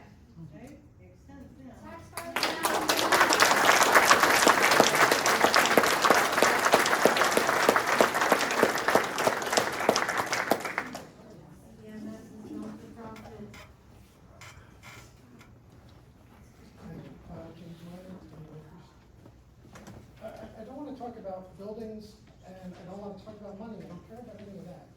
I want to let you know that the good people on this squad have been to my house more than once. They literally saved my wife's life more than once. Because of the condition she has, that accelerates very, very quickly and help fight for it. And a response time of an extra 10, 15, 20 minutes, she won't be here. And that's happened more than once, it's gonna happen again in the future, it's a condition that keeps coming back, and it's incurable. And I just wanna remind everybody that in this country, elected officials are not leaders, you are representatives. You represent the people that you serve. And I think these people have made very clear how they feel on this issue.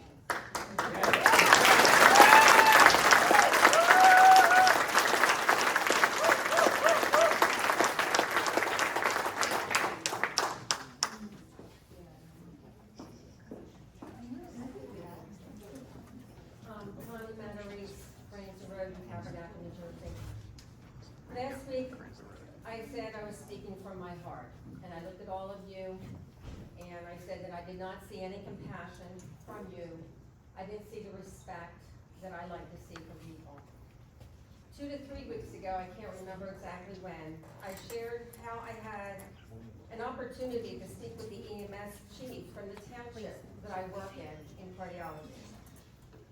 He said, EMS is getting really difficult these days. And when I shared with him what was going on with our township, he simply said, and he commented, that committee must have a vendetta against your TRS. Listening in all of my meetings, I keep thinking, and after what everyone said today, there has to be a vendetta. Mayor Barton, you had a great presentation in the beginning. I know that you put a lot of work into that, but it wasn't a two-way street. It's you're one way, they're one way, and we're not coming together, and that's what I have a hard time with. So, I'm asking for the 5 of you. Bring out the compassion that you have inside of you. I know it's somewhere, okay? Just bring it out. Bring out the empathy that you may have inside of you. And let's make the right and the best decision for our community. We are blessed in this Tabernacle community. We have so many very intelligent people who live here and outside of our townships. I'm intrigued when I hear them talking. And we have to embrace that, and we have to come together, and we have to keep the TRS as is, but we can make changes if that's what we really need, but we cannot get rid of them. That is, to me, the worst thing that we can do.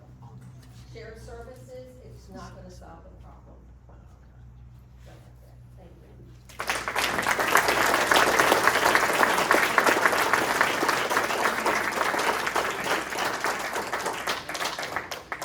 Anyone else in the public like to speak? Seeing none, motion to close.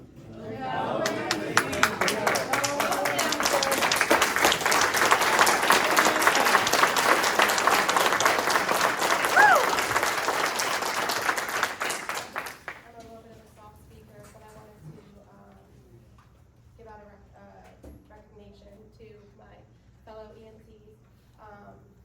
One question I did have for the Township Committee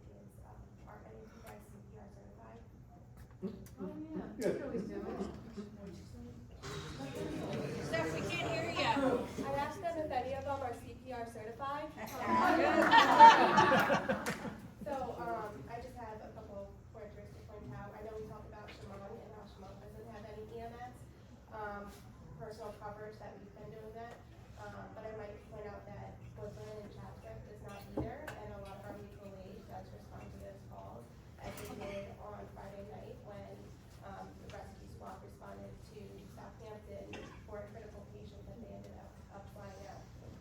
They also responded with a second rig, I don't remember if that was Tabernacle or Shimon, but regardless of that, another ambulance out, which is something that is very unique to the rescue squad that we still have the capability to do. If we have the staffing around, we are able to get out, not one, not two, but in instances we have gotten out 3 ambulances before. If you staff with 1 ambulance in our town, that's all you get, and that brings from the surrounding towns as well. And that is if you have that solidified, which you said you don't get, you don't have a plan and nothing is written down to replace the ambulance that is gonna be gone in less than 50 days. Some more positivity about what the rescue squad has done. Going back to Labor Day, I worked Labor Day. I don't know if you know, Labor Day is the day where you celebrate the work efforts of everybody. I was working that day, and we had a very eventful night. We had the accident on 206 at that time. After that, we responded to Southampton for a cardiac arrest. That is where someone's heartbeat stops. CPR. So that was in Southampton. The Tabernacle ambulance arrived with setting up the ambulance, and he successfully got pulses back. We also had another ambulance from Tabernacle Rescue Squad respond to that incident. So we had 2 ambulances there to respond, and that ambulance could also respond to any other call. So I just wanted to point out that we do have multiple ambulances responding to multiple incidences, and if you take the rescue squad away, you only have maybe 1 ambulance responded, and then it pulls resources from the other towns. Acknowledge some of the good that we have done, and we have increased our call box, we've increased our responsiveness, and I know you focus on the 25% of calls that we might have missed, but we've also been responding to 25% of calls from usually towns to help them out as much as they help us out.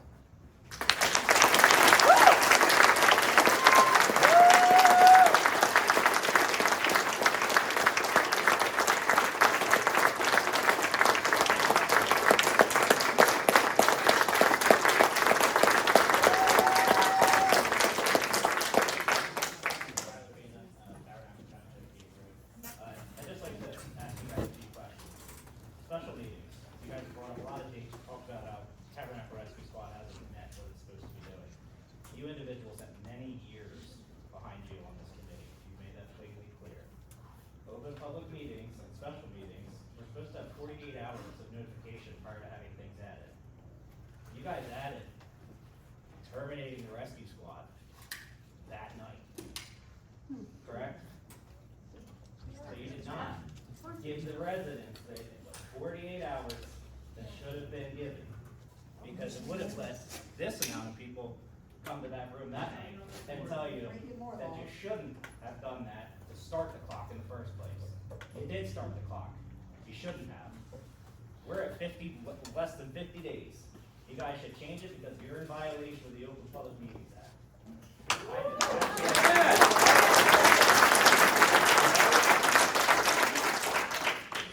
You guys are all looking at me. I think you guys know it. And if you don't know it, you guys have the years that you should know it. We put our trust in you guys as our elected officials to hold these meetings in proper accordance with the law. And you guys can't do that? Come on. Come on.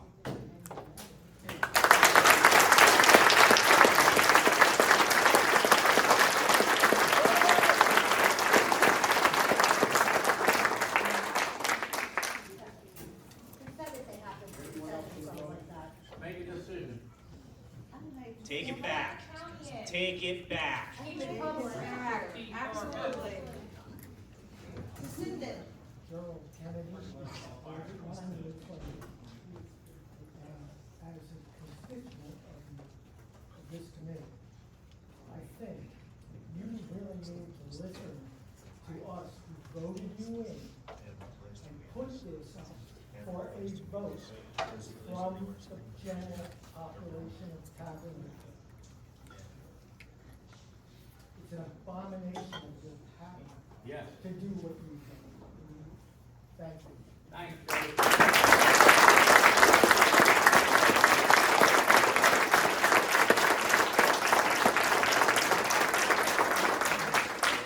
Anyone else in the public? Seeing none, the motion to close.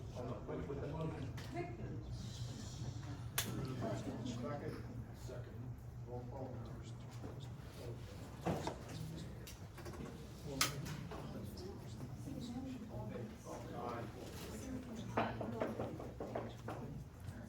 Approval of the minutes for September 8th, 2025, executive session. Have a motion? Second. Roll call. Who do we write into the council for? Anybody else? Let us know when you're ready.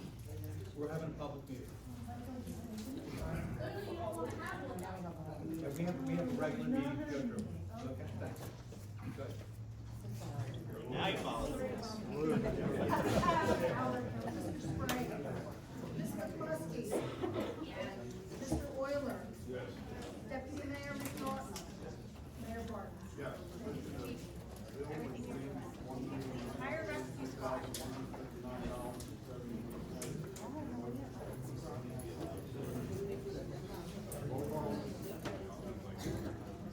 Mr. Sprague. Ms. McCluskey. Mr. Euler.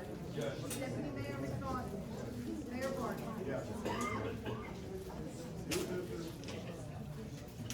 Discussion of items requested by the Tabernacle Women's Association to place signs in the public right of way, advertise their annual yard sale. Is there anyone from the Women's Association who would like to represent permission?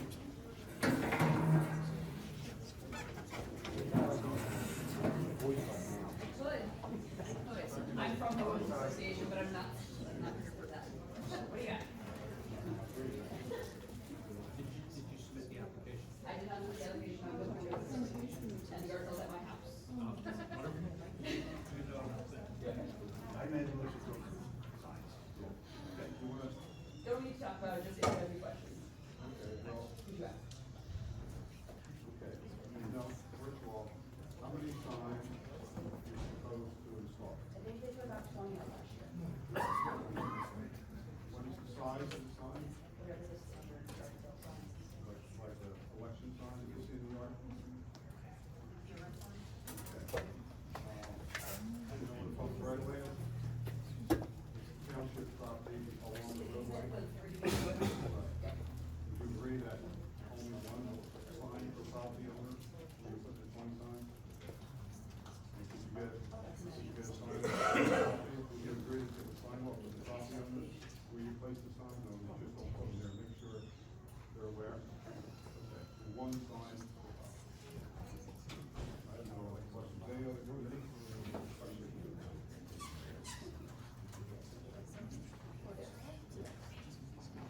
We have a motion?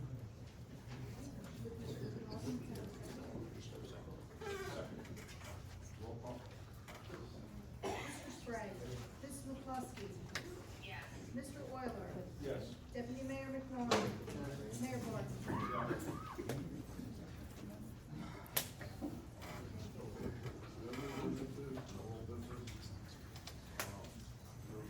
Reading, consent agenda for resolutions, note the consent agenda items are considered to be routine and will be enacted with a single motion. Any items requiring expenditures are supported by a certificate of availability of funds. An item can be removed from the consent agenda and discussed separately at the request of any committee member. Would anyone like to discuss maybe separately, or the resolution? Consent resolutions, which are. Second? Second the motion. Okay, the resolutions that we're voting on are resolution 2025-116, preliminary approval for property copies requires no musical or share. Resolution 2025-7. The resolution reflecting insertion of special items of revenue to the budget of any county or municipal pursuant to NJSA 40A:2.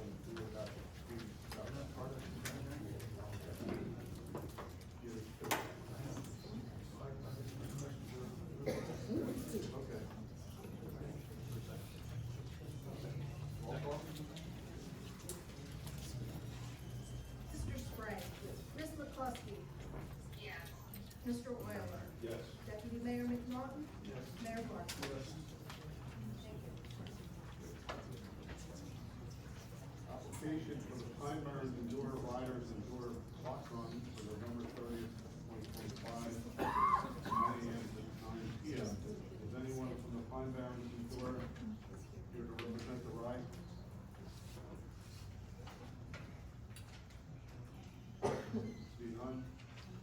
We have the application. This ride has been going on for over a decade. Long time. I don't think anything would change. No, like the same application. So the motion is approved. Second. Roll call. Mr. Sprague. Ms. McCluskey. Yes. Mr. Euler. Yes. Deputy Mayor McNaughton. Yes. Mayor Barkley. Yes. Thank you.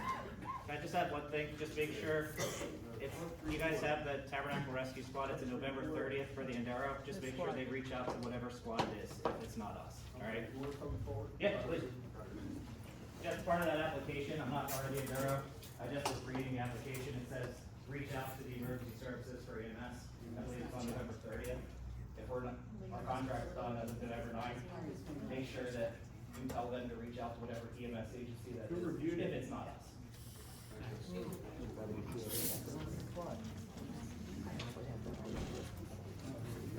Report for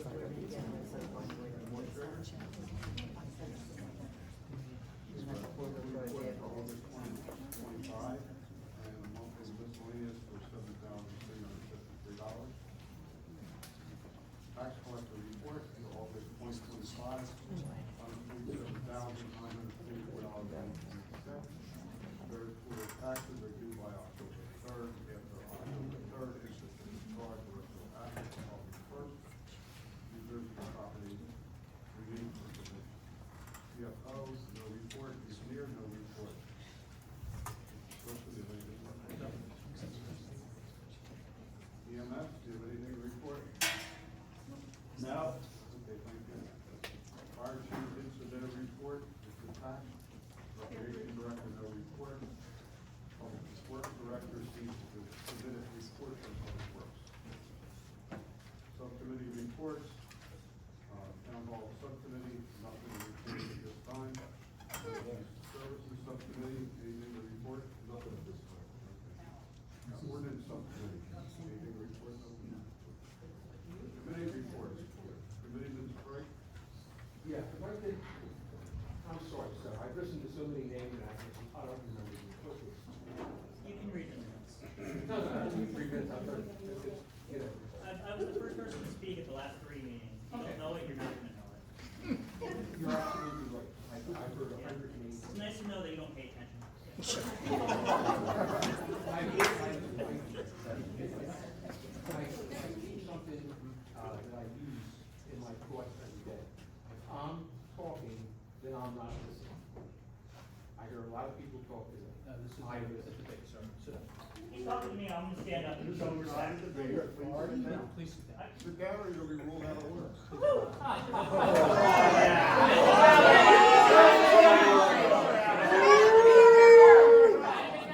Hey Joe, why don't you have 5 troopers here? What happened to the 5 troopers from last week? Yeah. So who's gonna remove them? You can never sit down. Good. So, like I said, my fault, that means I'm listening. I spent a lot of time listening over the time that I've been speaking. So many people have spoken and said, just think. And I did. I lost a lot of of hours of sleep thinking about this. We all have the same goal in mind. Regardless of what you think, we all have the same goal. We want, the squad's, response time to the squad. Getting back to your point, one of your points, my wife is the most important person in my life, as I'm sure it is anybody else's. So to say, we're getting my wife's safety versus office space, if anybody here would say that. I never said that. What you're implying that that's what we're doing. No, I implied that you never said a word. This is the most you said on this topic, and I thank you for it, but please keep going. Okay. That's my first point, that I disagree. I have another one that I think is so important. I've listened to the Township Committee, TRS, to everybody here. You're talking statistics, 30%, 20%. They are not percents. I'm having my, they are not percents. They are real people having real, difficulties where they have to call EMS. Regardless of what they are, they're your neighbors, your friends, and they're in trouble. Neither the township or the TRS, both of them wrote them off as miscalls. They're not, they're our friends. They're people that we should be out taking care of. The township used 30%. If you take 30% across the year, okay, that's about 100 times or 100 days, whichever. If you use the TRS.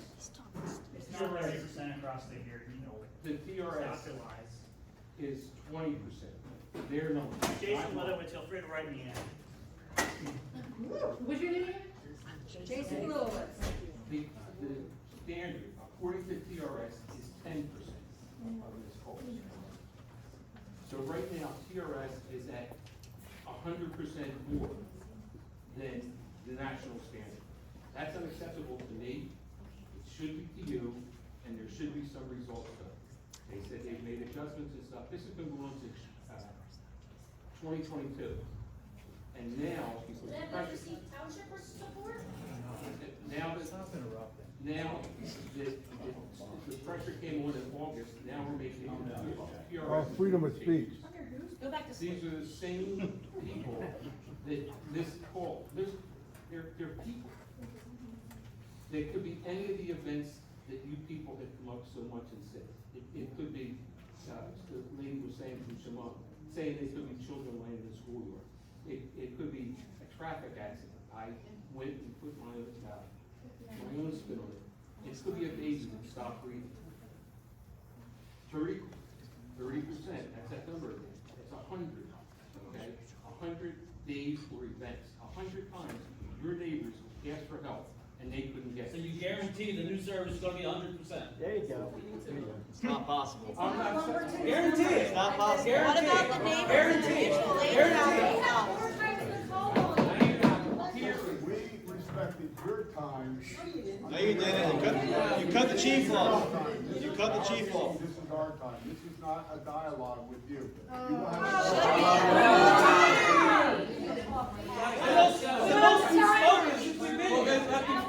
So why'd you cut the chief off? Let him finish.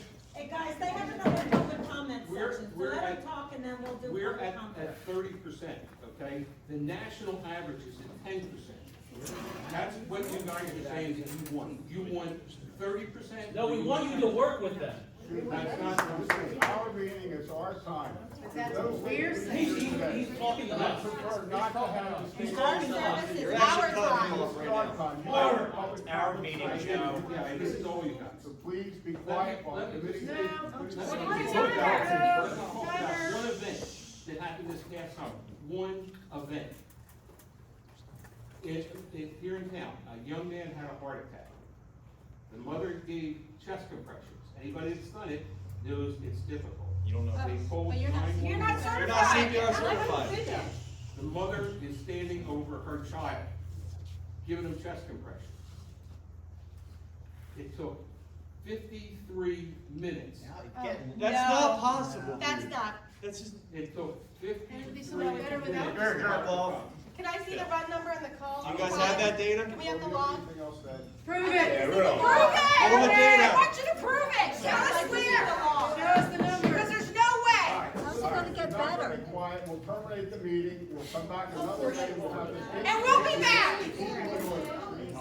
We'll be back! First meeting, please respect our meeting time, let us finish our meeting. We have 2 public comment opportunities, you had the first, you will get a second. See, our meeting is to conduct our business, right now we're doing committee reports, it's not a dialogue back and forth.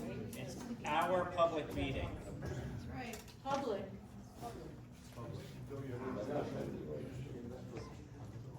Committeewoman McCluskey, you have any comments? Committeeman Boyle? No comments. Deputy Mayor McCarthy? Yes. Very difficult. Please bear with me. Now, I've been silent during the meetings. I've talked to individually, committee members about this. Expressed my thoughts. They've expressed theirs. Of course, when we talk like that, we can't come to any agreements or anything like that. But we can talk about this. We've talked. Yes, in that first meeting, I voted with the committee. Since then, looking to everything being and looking to the squad has actually stepped up and performed. Whether they can continue to do that is to be seen. I hope they can. I know I'm not going to be very popular with some people here. Come on, Mr. McMahon. Everybody here. Say it. Come on. Say it. Say it. You know, I think we should give them time to show us that they can make it work. That we can.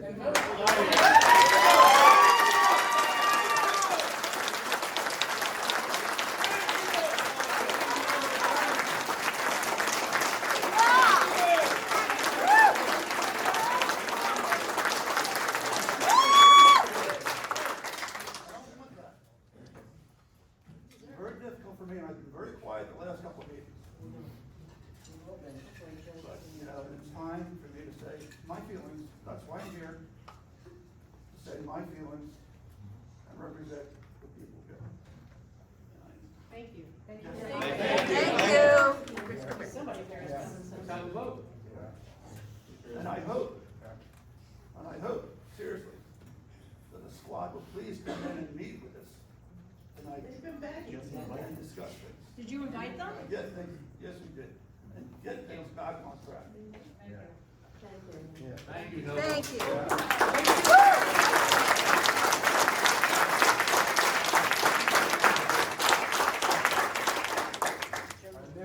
The guide in the report I did tonight was to set the record straight as to how we got to where we are and to respond to some of your questions. I too am concerned about that percentage. And we've had others approach us and show us other opportunities. And yes, we welcome the squad back in tonight to continue talking like we did last week, to find out how we can bring that percentage down. We can't talk about what we talked about in executive session last time, and we won't be able to talk about what we talked this time. But hopefully they'll come in and there'll be an open dialogue, and we'll get, hopefully, to the point where we can provide very good coverage for the residents of Tabernacle Township. Amen. TRS. Right. Redetermination. Compromise. Can you extend the deadline?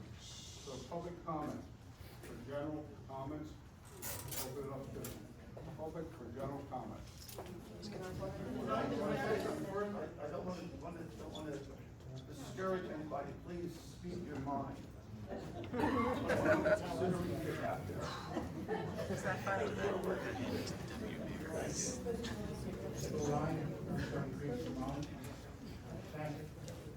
At least there's a glimmer of hope.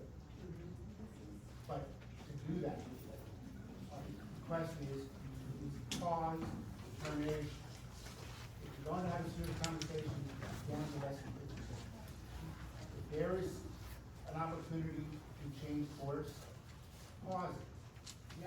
Yes. As long as you continue to just drag this out, so that at the end of the November time frame, you say, well, Lisa stopped, we've already tried to do what we have to do, so you move on, you just never. All I'm asking you is please, with a neighboring town, this impacts us as well. Please pause it.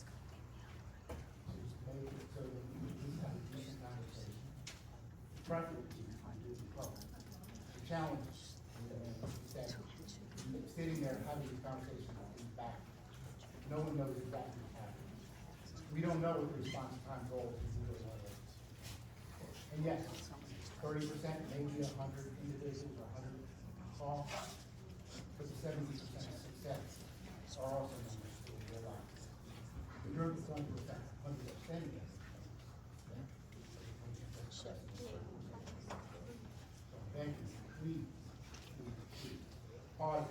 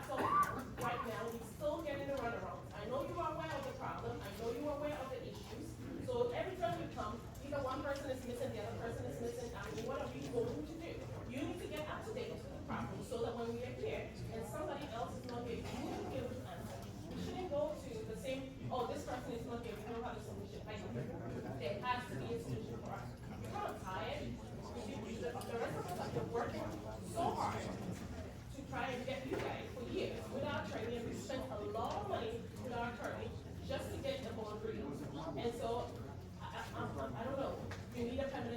by the next, before the next meeting, actually. We need a solution. We need to meet with you guys. If you need a meeting with us, we are available. But we need a solution. We have time. We need a meeting. So everybody's on the same page. Happy on that. For us, you were kind of interrupted. We said we have to hash out, figure out. That would be great. All of your contact information with Alex. Yeah. Schedule for the meeting here. So we get this on the same page. And not be solution. Oh, okay. We put it in the okay. Thank you. Hi, Terry Day, 14 Richard Road, member of Tabernacle Rescue Squad. Deputy Mayor McNaughton, I'd like to thank you for your change of heart and wanting to work with us. The rest of you, I'm ashamed of you. I've been on this rescue squad for 37 years. I went through EMT school when I was pregnant with my son, ran calls until they told me I couldn't run. When I joined the squad, George Jackson, our chief, was 7 years old. And you should be ashamed of yourself for saying 53 minutes. That's beyond ridiculous. If you even listen to anything anybody told you about how Central does dispatching, you would know better that nobody waited 53 minutes for an ambulance. I'm sorry, because the paramedics would have been there before the ambulance if that was the case. Because they get dispatched at the same time for a CPR tape. And Mrs. McCluskey, I'm even more ashamed of you because I took care of your daughter. You looked me in the face after that accident and you said, oh my God, I'm so glad that there was somebody that I knew. I knew as soon as I let my hands off my daughter that you and Dave were going to take good care of my daughter. What happened? What really happened? Nothing. Okay? And I only took care of her daughter after she got out of Cooper. You think that this is such a big deal that we get paid? I get paid. I'm working more hours at this rescue squad than I do at my paid job for half of my salary. And why do I do it? Because I love this town. I grew up in this town. I joined the squad and volunteered and got paid nothing for almost 10, 15 years. And then they were paying us $1 an hour. Whoopee! It's not a big deal. You all should be ashamed of yourselves. This is ridiculous. Absolutely ridiculous. 37 years of service to this township for you all to say it meant nothing. Nothing.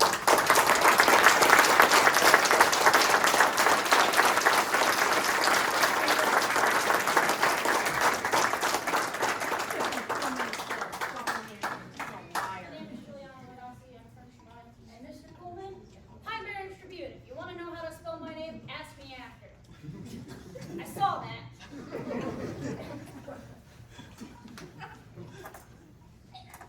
I'm speechless. I've done this 5 times. I went to Shamon, I've come to 2 of these, and I spoke up at both. Twice. Why do we gotta keep doing it? Mr. McNaughton, thank you for finally acknowledging what we have all been saying for 2 months. Again, also you claim the Sunshine Act and whatever. Why is there no social media? Nobody gets the newspaper anymore. Update yourselves. Also, fix your website. And by the way, y'all claim financials and stuff. GRS is the more updated financial report of 2023, when the fire department hasn't released one since 2019. I can find Lumberton's. I can't find the fire department. I can find Newsham. I can find Medford. And guess what? I even asked somebody who I know that works for Paulsboro Fire EMS.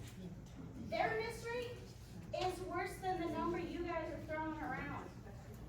So maybe ask some other people, because this committee, this so-called investigative committee, didn't do much investigating. I say to somebody with an internet connection, knowing how to research, and asking the right questions. Also, y'all claim breaking the law and stuff. Yeah, you might want to post some stuff more. Because social media, that gets out real quick. So, again, 23. I shouldn't be doing this. I'm one of the youngest people in the room again. I was the youngest at Shamon. I graduated in 2020 during COVID. Yeah, so you want to keep going with this? Because I'll keep coming up here.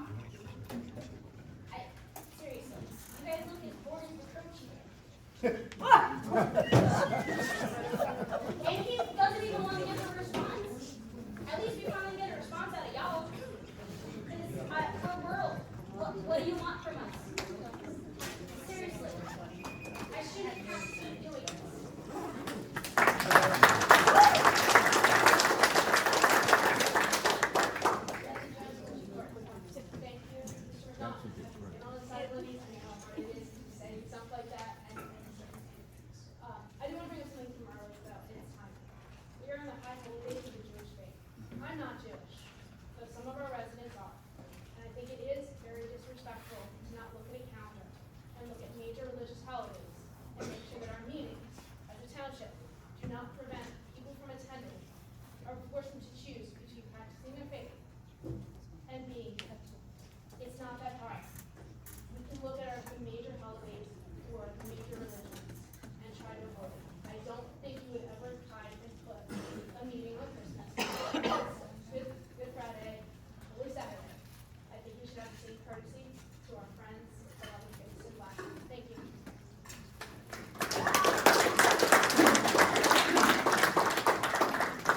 Hi, I thought it was going to be cool, but, 1003 T High Street, Burlington, New Jersey. As a solicitor, I'm sure you can attest, I've seen it in several council meetings in other towns that I've been involved with. I have no vested interest whatsoever in Tabernacle Township rescue, other than I hope the endeavor doesn't have to show up here in Tabernacle Township. It's a long ride for us. The 10% service call time, or the 10% standard missed calls. I've never heard of that before. I don't know where that information came from. I would really like to see that because I don't think it's valid.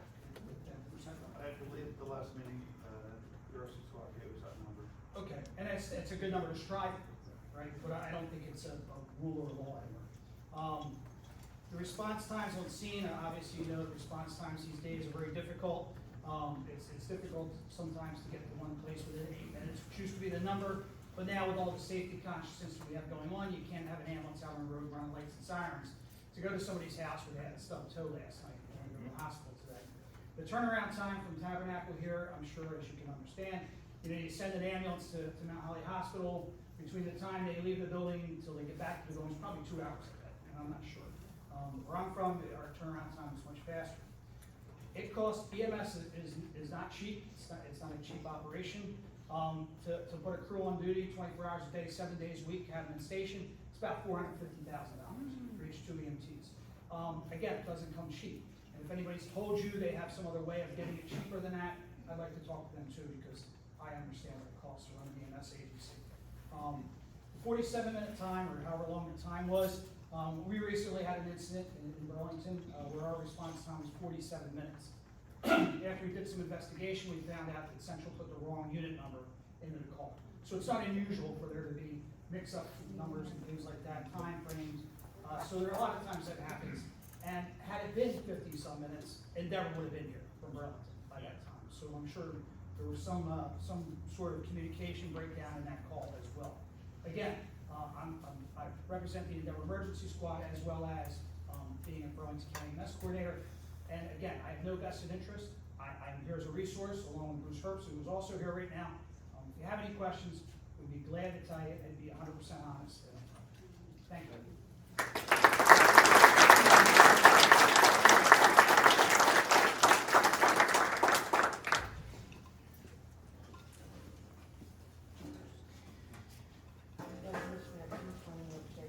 Mr. Sprague, I want you to think a minute.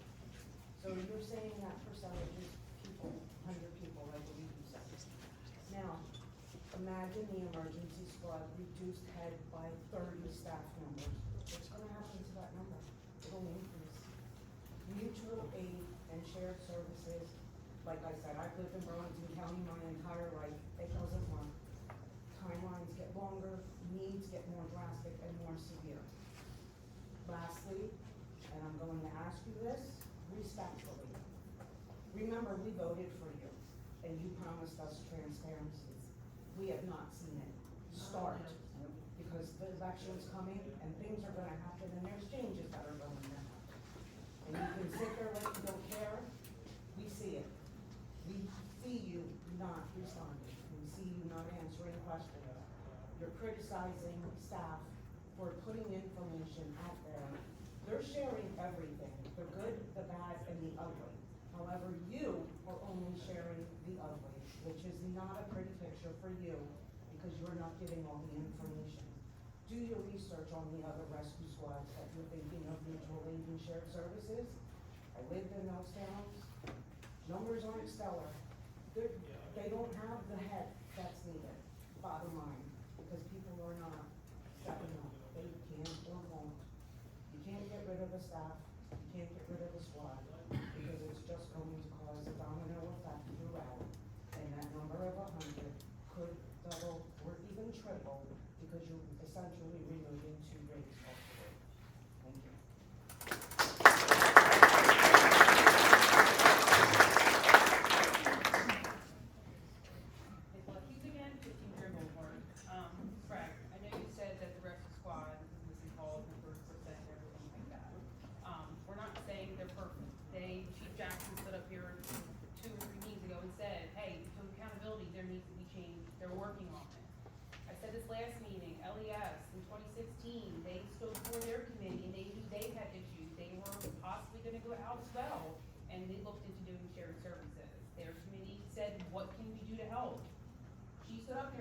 have we exhausted all resources on helping them, keeping it in Tabernacle?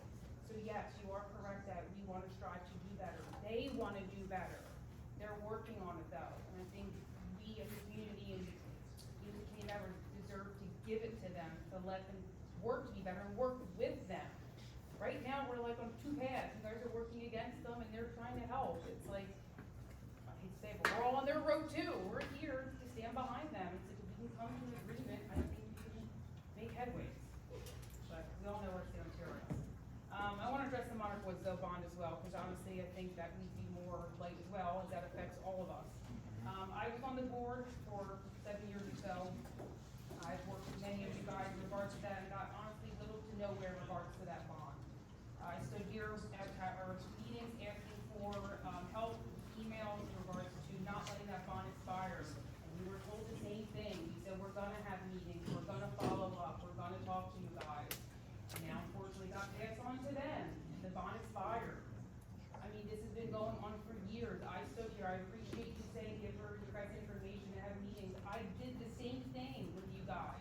I gave my information, I asked for meetings, I was told we're gonna have meetings, but guess what? Nothing happened. The bond expired, and for Kathy, who was so quick, the last meeting to say, the bottom line is the bond is expired, there's no point in rehashing it.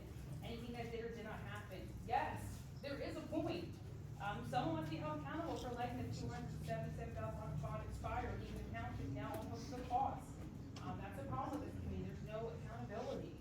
Like I said, I stood here, you guys said you were gonna have a meeting with us. I know that whole whatever internal thing happened with the old township engineer, but you guys just keep passing the buck on to the next one. I hate that I pass it on to you guys, but I'm glad I'm internal investigations warranted. There appears to be a lot of questionable activity, and clearly your priorities are misplaced in states that this can happen when you consider hitting TRS is a good idea. Yes, the bottom line is the bond has expired, and the deficiencies must be addressed. But it's equally important that we examine how did this happen? How did we let this bond now be placed on all of us to fix the problem? But I live at Monarch Woods, so I get it. I mean, I want the bond and everything repairs to be fixed. That's not fair to this community because of your guys' mistakes.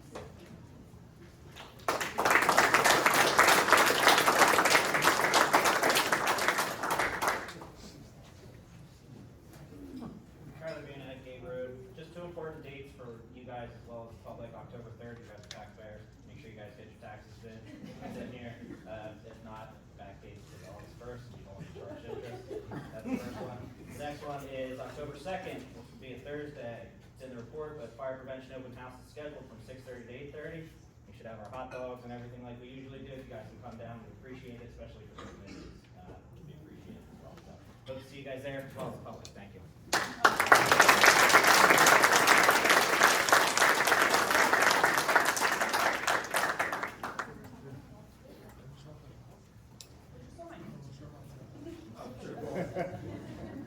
Jim Adderese, Lorenzo Road. I just want to say, Noble, thank you very much. And I hope the rest of you guys can follow suit. You know what we all want. That's it. Thank you.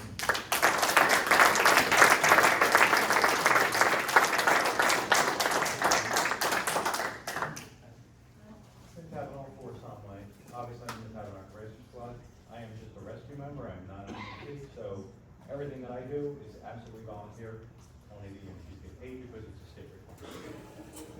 So my question is you got, last year balance bill was $21,000. So the money that you gave to Tabernacle was $21,000 to rescue. You got 75% coverage of all the calls from Tabernacle for $21,000. They asked you for $100,000 to make it work, fully paid, to get the number even higher. There was no response. They were not given anything, but the decision was made to get rid of them. So your proposal is to use the 10% number. You're going to spend well over $1 million to get to 90%. And you're not going to get there. And the system's designed for that purpose. That's what mutual aid is for. If we can't answer the call, somebody else answers it. When somebody else can't answer the call, we answer it. You have to realize that the economics on this don't work. And I think you've been misled by somebody. I know who that person is, maybe not everybody does, but you've been sold something that sounds like it's gonna work, and they're probably telling you it's financially reasonable, but they're the same people that knew it didn't. I don't wanna say needed to leave, but the same people that left, because they weren't making any money. So you need to think about the fact that it's, and what are you gonna do when this is up? If Tabernacle leaves, and let's say that doesn't work, you don't have a shared services agreement now, how much time, somebody explain to me how 4 towns are gonna get together, come to an agreement in 45 days. It's never gonna happen. So what's gonna happen on the 90th day when you kick Tabernacle out? You have no EMS in town. It's not like you're gonna be like, oh, well, you guys can stick around for a while while we figure out how to replace you. It's just not gonna happen. You need to think about the fact that you're getting a bargain today. And if you had given them the $100,000 they asked for, which would have gone just for payroll. Think about 6 ambulances and everything that's been done in that building and everything that Tabernacle does, you're not paying for it. Who do you think's paying for it when those other towns come in here and start running ambulances? Every bit of maintenance in that building, you're gonna have to pay for it. Like literally, they're paying you utility bills. You're gonna have to start paying $30,000, $40,000 a year in utility bills alone just to support that building. Whether it's town hall or not, even if it's just still emergency services, you're gonna have to start paying on those bills. And I think you need to think about that, and the fact that you're obviously keeping all these people out, and you're taking jobs away from people. And the people who want to be in this town doing those jobs, those people are not gonna run to at least one of those other agencies to go work for them. It's just not gonna happen, because that agency is the one that's behind a lot of what's going on. And that's what was sold to the committee or the subcommittee, I don't know, but that's where this is coming from. They left the town and then they got spiteful. And ironically, they live in the town. Thank you.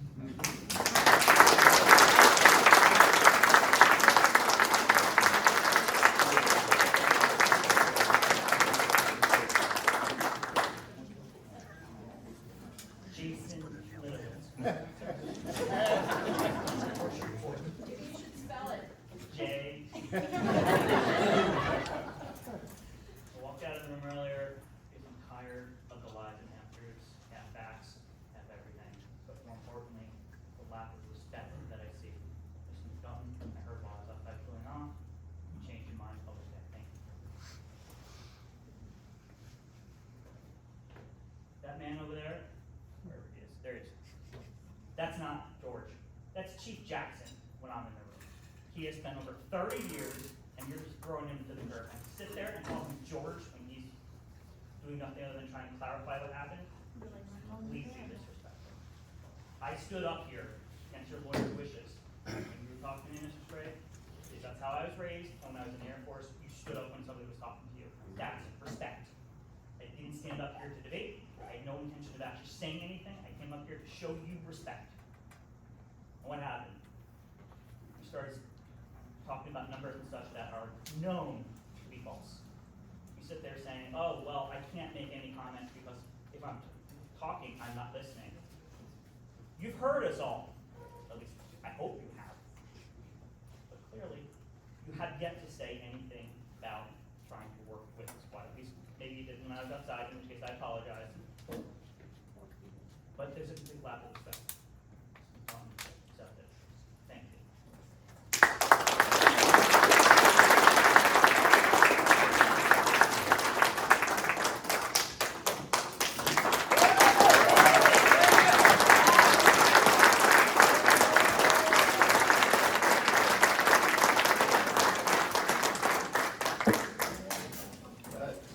Chief George Jackson, the third Tabernacle Rescue Squad. When I spoke earlier, I kind of got heated.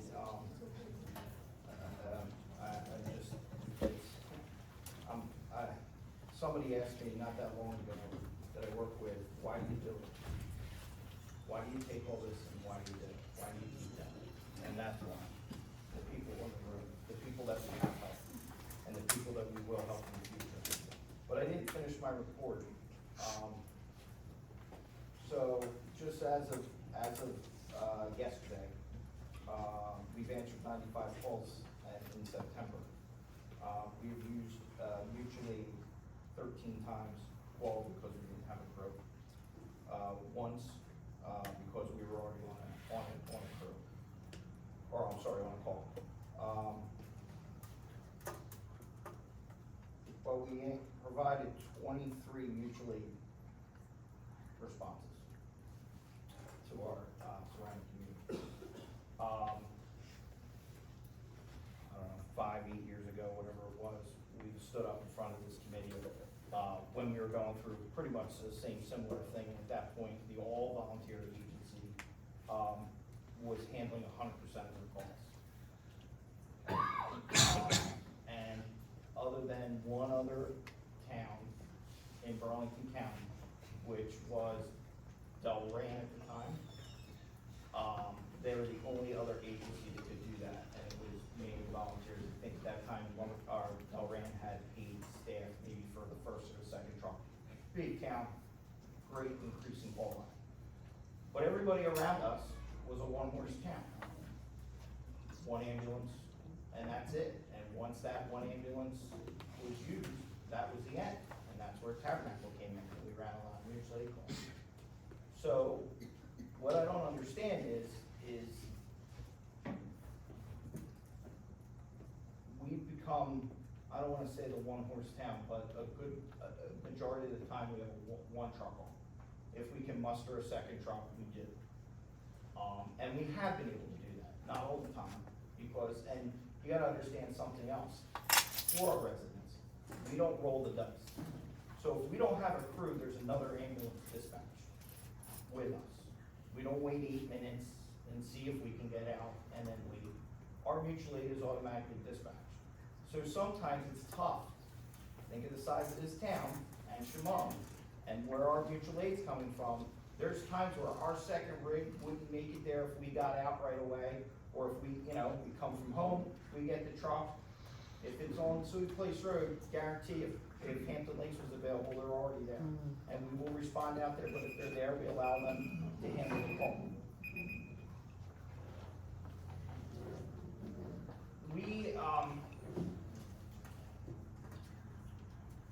We would like to be 10%. I never said that was the national standard. There is no national standard, as Chief Eichelberg said. We look around our areas in here. I talked to the other chief. Chief Eichelberg runs it like a 5%. We're at right now 12%. We talked to the chief next door. He's at 12%. Probably part of that reason is we have one truck and we have a huge area and a long transport time. Our closest hospital is Mount Holly. You're still talking about a 20-minute ride there, transfer of care and back. You're an hour and a half to 2 hours on call. Those towns in the other end of the county probably have a quicker turnaround time when the hospital's next door to you and when your towns are small.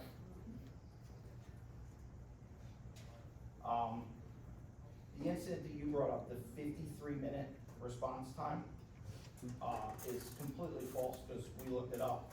And within 10 minutes, that patient was pronounced by an agency. So I don't know where 53 minutes came from, but it was 10 minutes.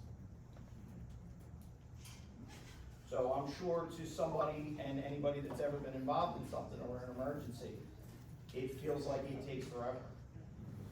I know what it was like when I was a police officer and I would come upon something and call for an ambulance, even though I'm an EMT, and wait for that ambulance to come there. And it could have been 3 minutes down the road. And if it was something bad, it felt like eternity. So,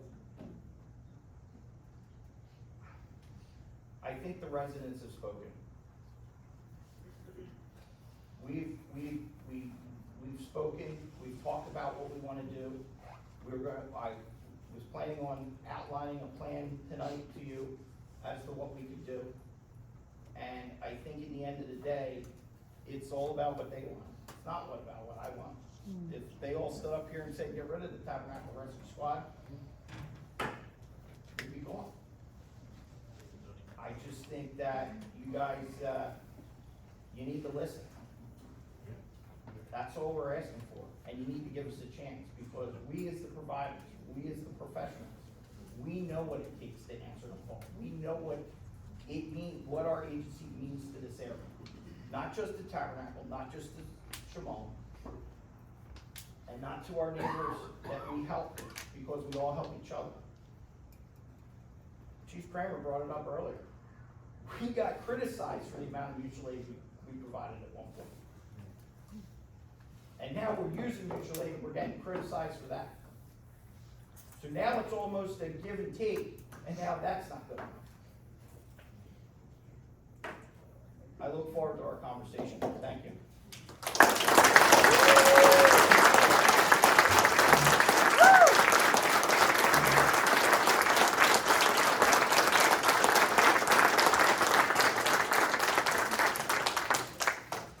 Anyone else from the public like to make a comment on general comments?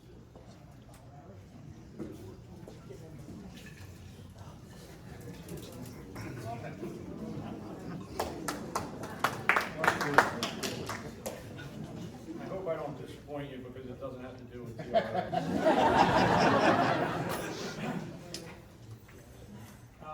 Joe? Yeah, it's Mr. Serafini, solicitor. Yeah, it is. Well, you're pretty arrogant as well, so. Yeah, I will. So I will address Joe. There was a situation in front of my house in regards to, some curbing that I put in, that Mr. Oiler decided to terminate.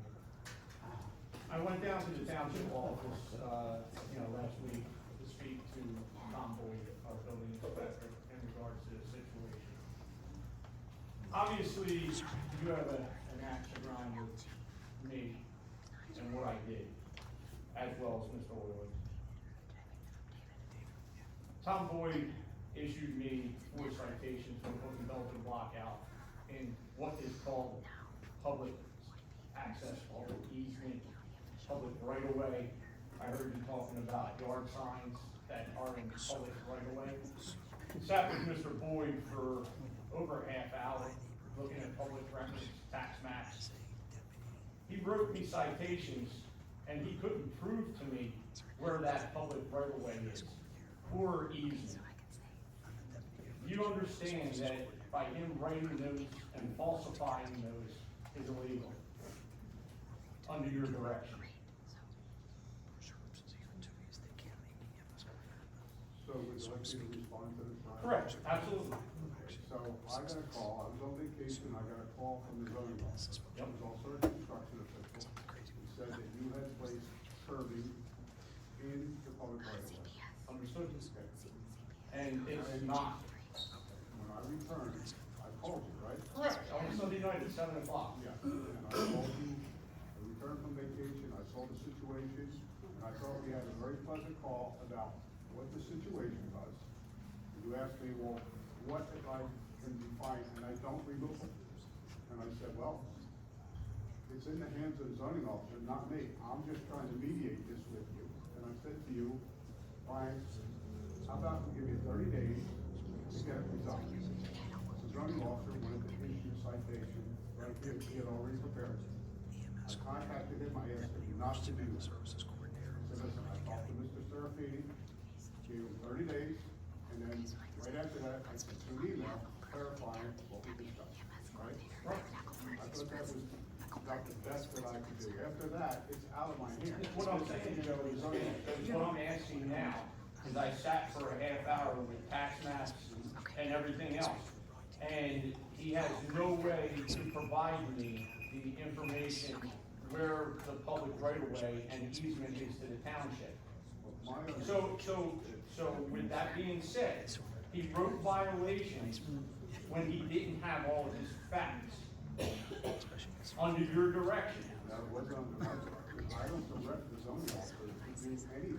Okay, all right, then we need to sit down with Tom Boyd, because he said he needs to go to the engineer, township engineer. He said he may have to go to a county level to find out where this right-of-way is and where this easement may be on Hawkins Road. So how can he issue me a summons based upon him not having all his facts about where the easement and right-of-way is? Just answer me that, that's all I wanna know. I don't know that he issued any summons, but it wasn't communicated to me. Well, I had 4 of them that was sent certified mail to I me. don't disagree with you. My last conversation with Mr. Boyd was that, yes, he met with you, and that you were gonna provide him with your survey map showing where your That property. would be like me giving him more information to fight myself. So That would, you didn't agree to do said to him, I said, I have it, but I don't have to provide it for him. So that's his job to prove me wrong. But he issued me tickets or citations based upon him not having all his facts. So if you had presented that. It's not my, he wrote the tickets or violations based upon not having any facts, Joe. Well, I don't So know. how can you write a violation if you don't have all your I facts in cannot the speak set? for the zoning officer. Okay, so where do we go with it from this point? Since you directed him to do his job. I didn't direct him to do anything, what I asked him to do. So, okay, then I Mr. asked him- Euler directed him. I just reviewed with you that I asked him to withhold issuing you the violation. I told you, I'm gonna fight you both ways, And so I Joe. talked to him, I talked to you, I sent you an email. I didn't direct him to do anything. He knows, he was copying on the email that you had 30 days. I suspect he waited until the 30 days. I didn't follow up with him in 30 days and say, did you issue the citation? That's his job, that's what he does. And he issued citations based, so we're gonna go waste time in court over this, correct? Is that what we're gonna do? Because if that's the case, if that's what we're gonna do, then I just wanna be prepared for what I have to fight the township over Belgian block on my curb line. That's all I'm asking. Well, then, if you have information that shows it's on your property, and if you have to go to court because he issued violations, if it was me, I would bring the survey and resolve it right there. I would have brought in the survey before then, so it would have never got issued, but It would have never been a problem if your committee member, Mr. Euler, decided to do what he decided to do over cobblestone when we have all this problem with TRS. So I'm beautifying my property, making my house look better, and one of your committee members decided to take it upon himself to say I defaced a brand new road, I dug a ditch along the side of the road, I inverted water to the wrong place on my road, and I had an illegal road opening. So again, it's a joke, right? It's kind of funny, it's comical, right? But we're gonna fight over my cobblestone for TRS when we have so many bigger issues in this town to fight about. And these are the things that the committee member decided that he was gonna fight me about. Why? Because I speak my mind about this road? Why? Because my neighbor almost got killed, the son guy almost got killed out there, and we had 5 state troopers here last Monday. Where are they tonight, Joe? Why? Because you don't wanna pay for them? no, it has nothing to do with cost. Oh, so there's no cost associated. There is cost associated. I've asked, how many times? 24 months I've been coming to meetings? Never once before I've been coming to meetings. 24 months, maybe more. I've asked, I begged, I pleaded. Please, can you do something? Can you get the state police involved? Can you get them to be on the road to serve and protect us? But no, they felt that the other night was serve and protect. The last committee that went awry, we had police here to protect and serve you guys. But we can't get anybody to protect and serve our own people in the community. I've asked, I begged, I pleaded. I've asked multiple times, please help us. Please help us. And I get nothing. I don't get anything, Joe. I don't come up here to disrespect you by any means. I don't do that. But I feel like I'm just falling deaf ears. I feel like it's like just push Brian aside. He'll go away. Okay, now Brian's a pain in the ass. Part of my French. So now I'm going to stick it to him. Nobody's trying to stick anything. Well, we're gonna make sure we got that, because I just opened the last 3 months of all your text messages and all your communication through email to all township employees. Because I wanna know exactly what's being said about me. And why I have a target on my back. There is no target on your back, and what you will find is the one email that I sent to you, there's no other emails. Well, I hope you're right, Joe. I hope so. It is. Okay. Brian, I just wanted to say, it's not a request there, to put up the flashing signs, the radar signs, to give the speed and tell them that it's 25. We also put the 25 mile per hour written in the road. I've asked if they. No, Okay. Go ahead. Okay, we asked for a study, a traffic study.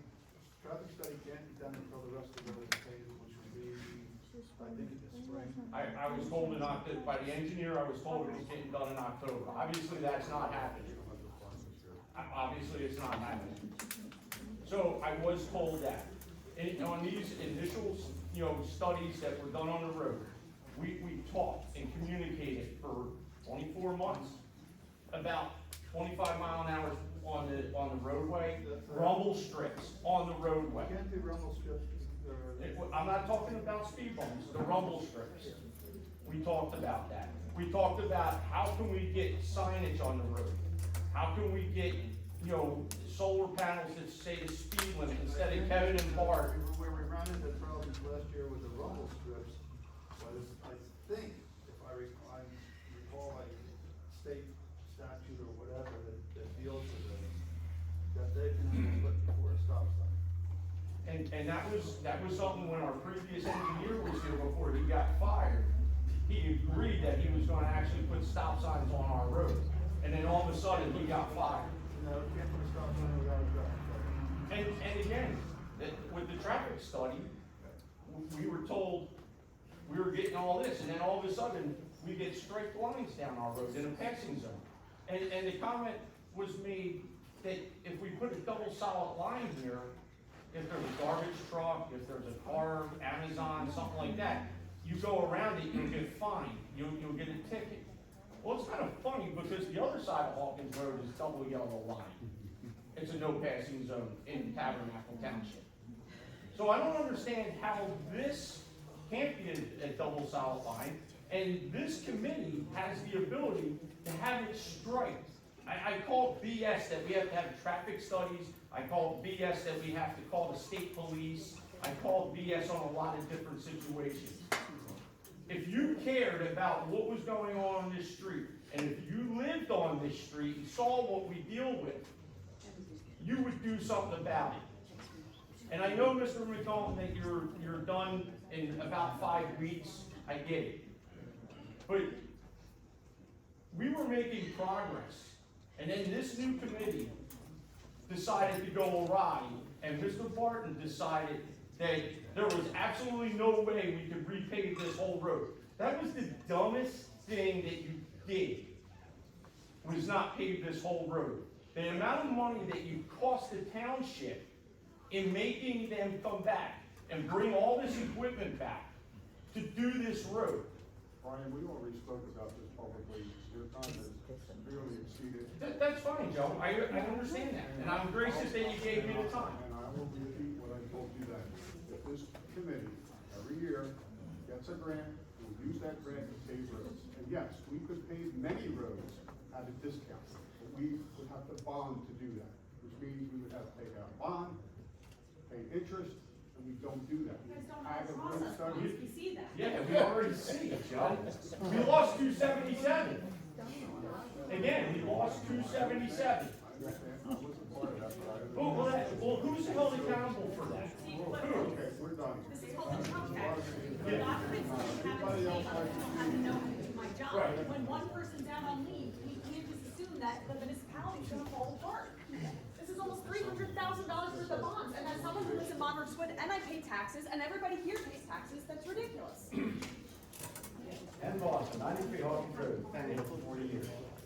I never wanted to see the road get paved. I got to see the holes filled into it.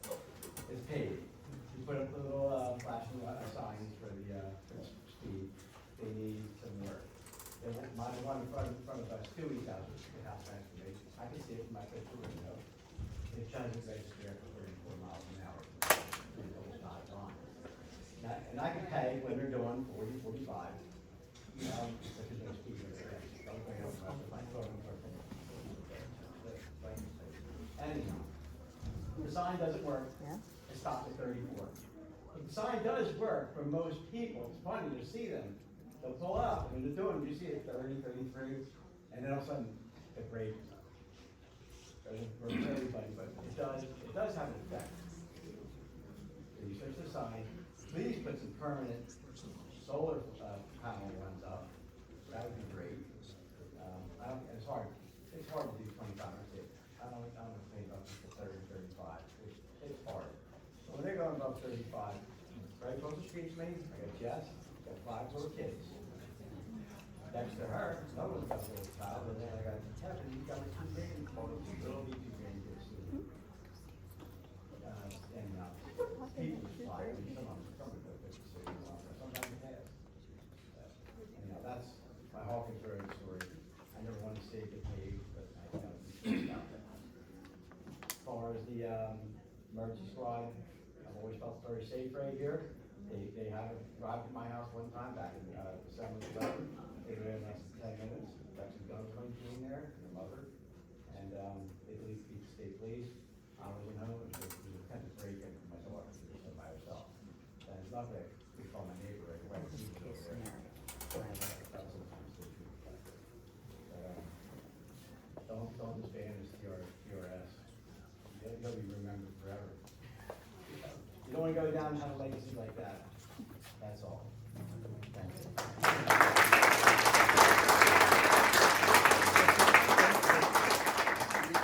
Make a comment?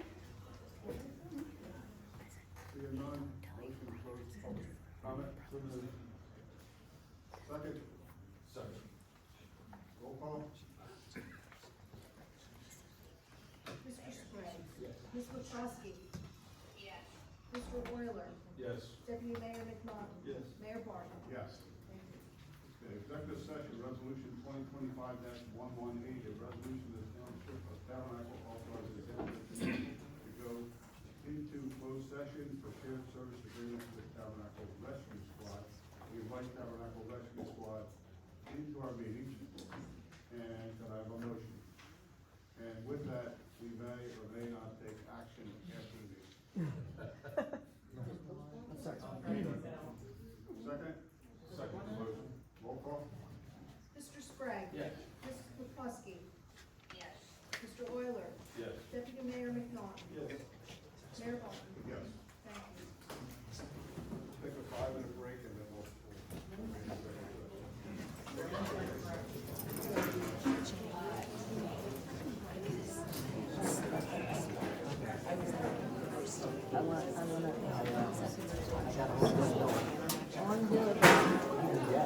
Somebody else can do it.